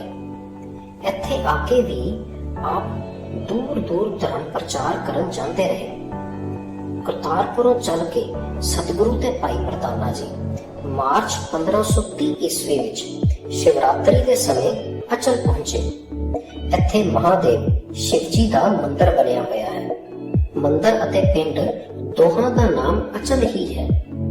ਇਹ ਪਿੰਡ ਜ਼ਿਲ੍ਹਾ ਗੁਰਦਾਸਪੁਰ ਵਿੱਚ ਬਟਾਲੇ ਤੋਂ 3 ਮੀਲਾਂ ਦੀ ਵਿੱਥ ਉੱਤੇ ਹੈ। ਇੱਥੇ ਹਰ ਸ਼ਿਵਰਾਤਰੀ ਨੂੰ ਸਿੱਧਾਂ ਜੋਗੀਆਂ ਦਾ ਇਕੱਠ ਹੁੰਦਾ ਸੀ, ਮੇਲਾ ਲੱਗਦਾ ਸੀ। ਜਦੋਂ ਸਤਿਗੁਰੂ ਜੀ ਮੇਲੇ ਤੇ ਪਹੁੰਚੇ ਤਾਂ ਭਾਰੀ ਗਿਣਤੀ ਵਿੱਚ ਲੋਕ ਸਤਿਗੁਰਾਂ ਦੇ ਉਪਦੇਸ਼ ਸੁਣਨ ਲਈ ਉਹਨਾਂ ਦੀ ਸਤ ਸੰਗਤ ਵਿੱਚ ਆ ਗਏ। ਜੋਗੀਆਂ ਵਾਲੇ ਪਾਸੇ ਬਹੁਤ ਹੀ ਘੱਟ ਲੋਕੀ ਗਏ। ਇਸ ਨਾਲ ਜੋਗੀਆਂ ਨੂੰ ਬਹੁਤ ਈਰਖਾ ਹੋਈ।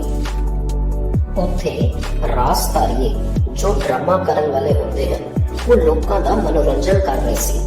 ਜੋਗੀਆਂ ਨੇ ਕਰਾਮਾਤ ਨਾਲ ਜਾਂ ਹੱਥ ਦੀ ਸਫਾਈ ਨਾਲ ਉਹਨਾਂ ਦੇ ਪੈਸਿਆਂ ਵਾਲਾ ਲੋਟਾ ਲੁਕਾ ਦਿੱਤਾ। ਇਹ ਉਹਨਾਂ ਨੇ ਲੋਕਾਂ ਦਾ ਧਿਆਨ ਆਪਣੇ ਵੱਲ ਖਿੱਚਣ ਲਈ ਕੀਤਾ ਸੀ। ਗਰੀਬ ਰਾਸਧਾਰੀਏ ਜੋਗੀਆਂ ਅੱਗੇ ਤਰਲੇ ਲੈਣ ਲੱਗੇ, ਪਰ ਉਹਨਾਂ ਲੋਟਾ ਵਾਪਸ ਨਾ ਦਿੱਤਾ। ਗਰੀਬਾਂ ਦੇ ਦਰਦੀ ਸਤਿਗੁਰੂ ਜੀ ਗਰੀਬਾਂ ਦਾ ਇਹ ਨਿਰਾਦਰ ਸਹਾਰ ਨਾ ਸਕੇ ਤੇ ਉਹਨਾਂ ਲੋਟਾ ਲੱਭ ਕੇ ਉਹਨਾਂ ਨੂੰ ਵਾਪਸ ਕਰ ਦਿੱਤਾ। ਸੋ ਸਿੱਧਾਂ ਦਾ ਕਰਾਮਾਤ ਦਾ ਹਥਿਆਰ ਫੇਲ ਹੋ ਗਿਆ। ਫਿਰ ਜੋਗੀ ਬਹਿਸ ਕਰਨ ਤੇ ਉਤਰ ਆਏ। ਉਹਨਾਂ ਨੇ ਗੁਰੂ ਜੀ ਨੂੰ ਕਿਹਾ ਕਿ ਤੁਸੀਂ ਇੱਕ ਵਾਰ ਫਕੀਰੀ ਬਾਨਾ ਧਾਰਨ ਕਰਨ ਮਗਰੋਂ ਮੁੜ ਕੇ ਗ੍ਰਸਤੀ ਕਿਉਂ ਬਣ ਗਏ ਹੋ? ਤੁਸੀਂ ਤਾਂ ਦੁੱਧ ਵਿੱਚ ਕਾਂਜੀ ਪਾ ਦਿੱਤੀ ਹੈ। ਸਤਿਗੁਰਾਂ ਨੇ ਬੜੇ ਪਿਆਰ ਨਾਲ ਸਮਝਾਇਆ ਕਿ ਮੈਂ ਫਕੀਰੀ ਨਹੀਂ ਸੀ ਧਾਰਨ ਕੀਤੀ, ਮੈਂ ਤਾਂ ਆਪਣੇ ਮਤ ਦੇ ਪ੍ਰਚਾਰ ਲਈ ਥਾਂ ਥਾਂ ਜਾਂਦਾ ਰਿਹਾ ਹਾਂ। ਗੁਰੂ ਸਾਹਿਬ ਨੇ ਸਮਝਾਇਆ, ਜੇ ਗ੍ਰਸਤੀ ਨੀਵੇਂ ਹਨ ਤਾਂ ਫਿਰ ਉਹਨਾਂ ਦੀ ਕਮਾਈ ਹੋਈ ਰੋਟੀ ਤੇ ਪਲਣ ਵਾਲੇ ਜੋਗੀ ਕਿਵੇਂ ਵੱਡੇ ਹੋ ਗਏ? ਤੁਹਾਡੇ ਵਰਗੇ ਵਿਹਲੜ ਲੋਕਾਂ ਨਾਲੋਂ ਮਿਹਨਤਕਸ਼ ਗ੍ਰਸਤੀ 1000 ਦਰਜਾ ਚੰਗੇ ਹਨ, ਜਿਹੜੇ ਹੱਥੀਂ ਕਾਰ ਕਰਕੇ ਆਪਣਾ ਨਿਰਵਾਹ ਚਲਾਉਂਦੇ ਹਨ, ਆਏ ਗਏ ਦੀ ਸੇਵਾ ਕਰਦੇ ਹਨ ਅਤੇ ਤੁਹਾਡੇ ਵਰਗੇ ਵਿਹਲੜਾਂ ਦੀਆਂ ਲੋੜਾਂ ਪੂਰੀਆਂ ਕਰਦੇ ਹਨ। ਜੋਗੀਆਂ ਕੋਲ ਕੋਈ ਜਵਾਬ ਨਹੀਂ ਸੀ, ਪਰ ਉਹਨਾਂ ਹੱਥ ਨਾ ਤਿਆਗਿਆ, ਸਗੋਂ ਗੁਰੂ ਜੀ ਨੂੰ ਕਰਾਮਾਤ ਦਿਖਾਉਣ ਲਈ ਆਖਣ ਲੱਗੇ। ਗੁਰੂ ਜੀ ਨੇ ਕਿਹਾ, ਪਰਮਾਤਮਾ ਦੇ ਨਾਮ ਨੂੰ ਹਿਰਦੇ ਵਿੱਚ ਵਸਾਉਣਾ ਹੀ ਸਭ ਤੋਂ ਵੱਡੀ ਕਰਾਮਾਤ ਹੈ। ਕਰਾਮਾਤਾਂ ਤਾਂ ਉਹਨਾਂ ਨੂੰ ਚੰਗੀਆਂ ਲੱਗਦੀਆਂ ਹਨ ਜੋ ਪ੍ਰਭੂ ਦੀ ਰਜ਼ਾ ਵਿੱਚ ਖੁਸ਼ ਨਾ ਹੋਣ। ਜੋ ਉਸ ਦੀ ਰਜ਼ਾ ਵਿੱਚ ਖੁਸ਼ ਰਹਿੰਦੇ ਹਨ, ਉਹ ਭਲਾ ਕਰਾਮਾਤ ਕਿਉਂ ਦਿਖਾਣ? ਗੁਰੂ ਜੀ ਦੀ ਇਹ ਗੱਲ ਸਭ ਲੋਕਾਂ ਨੂੰ ਪਸੰਦ ਆਈ ਅਤੇ ਜੋਗੀ ਲੋਕਾਂ ਉੱਤੇ ਆਪਣਾ ਪ੍ਰਭਾਵ ਪਾਉਣ ਵਿੱਚ ਪੂਰੀ ਤਰ੍ਹਾਂ ਨਾਕਾਮ ਰਹੇ। ਇਸ ਚਰਚਾ ਵਿੱਚ ਪੰਗਰਨਾਥ, ਚਾਪਟ, ਲੋਹਾਰੀਪਾ ਆਦਿਕ ਯੋਗੀਆਂ ਨੇ ਵਿਸ਼ੇਸ਼ ਤੌਰ ਤੇ ਸਤਿਗੁਰਾਂ ਪਾਸੋਂ ਅਨੇਕ ਸਵਾਲ ਪੁੱਛੇ ਸਨ। ਅਚਲ ਵਟਾਲੇ ਜੋਗੀਆਂ ਨਾਲ ਜਿਹੜੀ ਚਰਚਾ ਹੋਈ ਸੀ, ਸਤਿਗੁਰਾਂ ਨੇ ਉਸ ਨੂੰ ਆਪਣੀ ਬਾਣੀ ਸਿੱਧ ਗੋਸ਼ਟ ਵਿੱਚ ਕਲਮਬੰਦ ਕੀਤਾ ਹੈ, ਜੋ ਕਿ ਰਾਮਕਲੀ ਰਾਗ ਵਿੱਚ ਸ੍ਰੀ ਗੁਰੂ ਗ੍ਰੰਥ ਸਾਹਿਬ ਜੀ ਵਿੱਚ ਦਰਜ ਹੈ। ਇਸ ਸਾਖੀ ਤੋਂ ਬਾਅਦ ਇੱਕ ਗੱਲ ਹਰ ਸਿੱਖ ਨੂੰ ਪੱਲੇ ਬੰਨ੍ਹ ਲੈਣੀ ਚਾਹੀਦੀ ਹੈ ਕਿ ਗੁਰਮਤਿ ਵਿੱਚ ਐਸੇ ਜੋਗੀ ਜਾਂ ਸਾਧੂਆਂ ਨੂੰ ਕੋਈ ਵਡਿਆਈ ਨਹੀਂ ਦਿੱਤੀ ਗਈ ਜੋ ਘਰ-ਬਾਰ ਛੱਡ ਕੇ ਆਪਣੇ ਆਪ ਨੂੰ ਆਮ ਗ੍ਰਸਤੀ ਤੋਂ ਵੱਡਾ ਹੋਣ ਦਾ ਢੋਂਗ ਕਰਦੇ ਹਨ, ਜਾਂ ਫਿਰ ਜੋ ਬਾਬੇ ਕਰਾਮਾਤਾਂ ਦਾ ਭਰਮ ਆਮ ਜਨਤਾ ਤੇ ਪਾ ਕੇ ਲੋਕਾਂ ਨੂੰ ਠੱਗਦੇ ਹਨ। ਸਿੱਖ ਨੇ ਇਹਨਾਂ ਦਾ ਕੋਈ ਪ੍ਰਭਾਵ ਨਹੀਂ ਕਬੂਲਣਾ ਅਤੇ ਪਰਮਾਤਮਾ ਦੇ ਸੱਚੇ ਗੁਣਾਂ ਦਾ ਧਾਰਨੀ ਬਣਨਾ ਹੈ।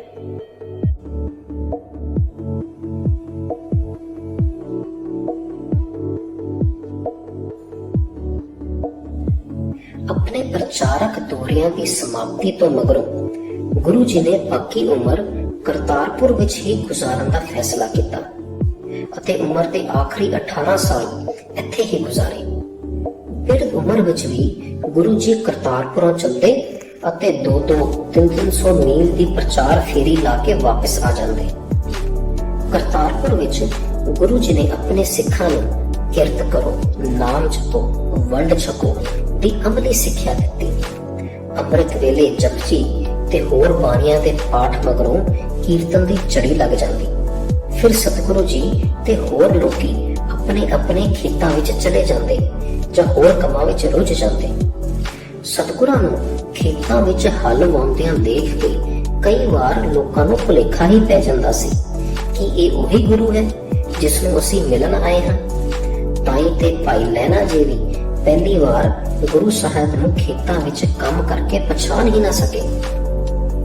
ਲੋਕੀ ਆਪਣੀ ਕਿਰਤ ਕਮਾਈ ਦਾ ਕੁਝ ਹਿੱਸਾ ਅਨਾਜ ਦੇ ਰੂਪ ਵਿੱਚ ਧਰਮਸ਼ਾਲਾ ਵਿੱਚ ਵੀ ਦਿੰਦੇ, ਜਿਸ ਨਾਲ ਲੰਗਰ ਜਾਰੀ ਰਹਿੰਦਾ ਅਤੇ ਲੋੜਵੰਦਾਂ ਦੀਆਂ ਹੋਰ ਲੋੜਾਂ ਪੂਰੀਆਂ ਕੀਤੀਆਂ ਜਾਂਦੀਆਂ। ਸ਼ਾਮ ਨੂੰ ਫਿਰ ਸੋਦਰ ਦਾ ਪਾਠ ਹੁੰਦਾ। ਸਤਿਗੁਰੂ ਜੀ ਲੋਕਾਂ ਨੂੰ ਆਪਣੇ ਧਰਮ ਦੇ ਸਿਧਾਂਤਾਂ ਤੋਂ ਜਾਣੂ ਕਰਾਉਂਦੇ ਅਤੇ ਫਿਰ ਪ੍ਰਭੂ ਦੀ ਸਿਫਤ ਸਲਾਹ ਗਾਇਨ ਕੀਤੀ ਜਾਂਦੀ। ਕਰਤਾਰਪੁਰੋਂ ਗੁਰੂ ਜੀ ਪਿੰਡ-ਪਿੰਡ ਧਰਮ ਪ੍ਰਚਾਰ ਲਈ ਗਏ। ਕਈ ਥਾਈਂ ਤਾਂ ਗੁਰੂ ਜੀ ਦੀ ਆਗਮਨ ਦੀ ਯਾਦ ਵਿੱਚ ਗੁਰਦੁਆਰੇ ਵੀ ਬਣੇ ਹੋਏ ਹਨ। ਸਿਆਲਕੋਟ, ਅੰਮ੍ਰਿਤਸਰ, ਗੁਰਦਾਸਪੁਰ, ਲਾਹੌਰ, ਮਿੰਟਗੁਮਰੀ, ਫਿਰੋਜ਼ਪੁਰ, ਲੁਧਿਆਣਾ, ਪਟਿਆਲਾ, ਹੁਸ਼ਿਆਰਪੁਰ ਆਦਿ ਕਈ ਜ਼ਿਲ੍ਹਿਆਂ ਦੇ ਕਈ ਪਿੰਡਾਂ ਵਿੱਚ ਅਜਿਹੇ ਯਾਦਗਾਰੀ ਗੁਰਦੁਆਰੇ ਬਣੇ ਹੋਏ ਹਨ। ਜ਼ਿਲ੍ਹਾ ਹੁਸ਼ਿਆਰਪੁਰ ਵਿੱਚ ਜਿੱਥੇ ਹੁਣ ਕੀਰਤਪੁਰ ਵਸਿਆ ਹੋਇਆ ਹੈ, ਸਾਈਂ ਬੁੱਢਨ ਸ਼ਾਹ ਜੀ ਨੂੰ ਮਿਲੇ। ਪਿੰਜੌਰ ਜੋ ਚੰਡੀਗੜ੍ਹ ਦੇ ਨੇੜੇ ਹੈ ਤੇ ਸ਼ਿਮਲੇ ਦੀ ਰਿਆਸਤ ਵਿੱਚ ਵੀ ਗਏ। ਸਤਿਗੁਰਾਂ ਦਾ ਬਿਰਧ ਉਮਰ ਵਿੱਚ ਵੀ ਥਾਂ ਥਾਂ ਜਾ ਕੇ ਧਰਮ ਪ੍ਰਚਾਰ ਕਰਨਾ ਇਹ ਗੱਲ ਦ੍ਰਿੜ ਕਰਵਾਉਂਦਾ ਹੈ ਕਿ ਭਾਵੇਂ ਕੋਈ ਧਰਮ ਕਿੰਨਾ ਵੀ ਚੰਗਾ ਹੋਵੇ, ਉਹ ਧਰਮ ਪ੍ਰਚਾਰ ਤੋਂ ਬਿਨਾਂ ਫੈਲ ਨਹੀਂ ਸਕਦਾ। ਧਰਮ ਪ੍ਰਚਾਰ ਲਈ ਪ੍ਰਚਾਰਕ ਨੂੰ ਗਿਆਨਵਾਨ ਅਤੇ ਉੱਚੇ ਸੁੱਚੇ ਅਮਲੀ ਜੀਵਨ ਵਾਲਾ ਹੋਣ ਦੀ ਲੋੜ ਹੈ। ਭਾਈ ਲਹਿਣਾ ਜੀ ਨੇ ਸਨ 1532 ਤੋਂ 1539 ਤੱਕ ਗੁਰੂ ਸਾਹਿਬ ਅਤੇ ਸਿੱਖ ਸੰਗਤਾਂ ਦੀ ਸੇਵਾ ਕੀਤੀ। ਜਦੋਂ ਸਤਿਗੁਰਾਂ ਦੀ ਪੂਰੀ ਤਸੱਲੀ ਹੋ ਗਈ ਕਿ ਭਾਈ ਲਹਿਣਾ ਜੀ ਉਹਨਾਂ ਦੁਆਰਾ ਆਰੰਭੀ ਗਈ ਸਿੱਖ ਲਹਿਰ ਦੀ ਅਗਵਾਈ ਕਰਨ ਦੇ ਯੋਗ ਹੋ ਗਏ ਹਨ, ਤਾਂ ਸਤਿਗੁਰਾਂ ਨੇ ਭਾਈ ਲਹਿਣਾ ਜੀ ਨੂੰ ਗੁਰਗੱਦੀ ਬਖਸ਼ੀ ਅਤੇ ਉਹਨਾਂ ਦਾ ਨਾਮ ਗੁਰੂ ਅੰਗਦ ਰੱਖ ਦਿੱਤਾ। ਪਹਿਲਾਂ ਗੁਰੂ ਨਾਨਕ ਦੇਵ ਜੀ ਨੇ ਗੁਰੂ ਅੰਗਦ ਦੇਵ ਜੀ ਅੱਗੇ ਮੱਥਾ ਟੇਕਿਆ ਅਤੇ ਮਗਰੋਂ ਸਾਰੀ ਸੰਗਤ ਨੇ ਦੂਜੇ ਗੁਰੂ ਜੀ ਦੇ ਚਰਨਾਂ ਵਿੱਚ ਸੀਸ ਨਵਾਇਆ। ਗੁਰਗੱਦੀ ਬਖਸ਼ਣ ਵੇਲੇ ਗੁਰੂ ਨਾਨਕ ਪਾਤਸ਼ਾਹ ਨੇ ਗੁਰੂ ਅੰਗਦ ਦੇਵ ਜੀ ਨੂੰ ਗੁਰਬਾਣੀ ਦੀ ਉਹ ਪੋਥੀ ਵੀ ਦਿੱਤੀ ਜਿਸ ਵਿੱਚ ਉਹਨਾਂ ਦੀ ਆਪਣੀ ਬਾਣੀ ਅਤੇ ਭਗਤਾਂ ਦੀ ਬਾਣੀ ਸ਼ਾਮਿਲ ਸੀ। ਗੁਰੂ ਅੰਗਦ ਦੇਵ ਜੀ ਨੇ ਗੁਰਗੱਦੀ ਦੇਣ ਮਗਰੋਂ ਗੁਰੂ ਨਾਨਕ ਪਾਤਸ਼ਾਹ 22 ਸਤੰਬਰ 1539 ਨੂੰ ਜੋਤੀ ਜੋਤ ਸਮਾ ਗਏ। ਗੁਰੂ ਨਾਨਕ ਦੇਵ ਜੀ ਨੇ ਮੁਸਲਮਾਨਾਂ, ਹਿੰਦੂਆਂ, ਕਿਸਾਨਾਂ, ਦੁਕਾਨਦਾਰਾਂ, ਸਿਪਾਹੀਆਂ, ਗ੍ਰਸਤੀਆਂ ਨੂੰ ਉਹਨਾਂ ਦੇ ਆਪਣੇ ਕੰਮ-ਕਾਰ ਕਰਦਿਆਂ ਹੋਇਆਂ ਕਾਮਯਾਬੀ ਪ੍ਰਾਪਤ ਕਰਨ ਦਾ ਰਸਤਾ ਦੱਸਿਆ। ਗੁਰੂ ਨਾਨਕ ਫੋਕੀਆਂ ਫਿਲਾਸਫੀਆਂ, ਰਸਮਾਂ, ਰਿਵਾਜ਼ਾਂ, ਜਾਤਾਂ ਤੋਂ ਉੱਚਾ ਉੱਠ ਕੇ ਲੋਕਾਂ ਨੂੰ ਉਠਾਇਆ। ਸਿੱਖ ਧਰਮ ਇੱਕ ਸੁਚੱਜੀ ਜੀਵਨ ਜਾਚ ਹੈ ਅਤੇ ਆਦਰਸ਼ਕ ਭਾਈਚਾਰੇ ਦਾ ਨਾਂ ਹੈ ਜਿਸ ਉੱਤੇ ਗੁਰੂ ਸਾਹਿਬ ਨੇ ਆਪ ਇਹ ਜੀਵਨ ਜਿਉ ਕੇ ਦੱਸਿਆ। ਗੁਰੂ ਨਾਨਕ ਦੇਵ ਜੀ ਵੱਲੋਂ ਪ੍ਰਚਾਰਿਆ ਧਰਮ ਹੀ ਨਵੇਂ ਯੁੱਗ ਦਾ ਧਰਮ ਹੈ। ਸਿੱਖ ਧਰਮ ਵਰਤਮਾਨ ਮਨੁੱਖ ਦੀਆਂ ਸਾਰੀਆਂ ਉਲਝਣਾਂ ਅਤੇ ਪ੍ਰਸ਼ਨਾਂ ਦਾ ਸਹੀ ਉੱਤਰ ਹੈ। ਵਾਹਿਗੁਰੂ ਜੀ ਕਾ ਖਾਲਸਾ, ਵਾਹਿਗੁਰੂ ਜੀ ਕੀ ਫਤਿਹ।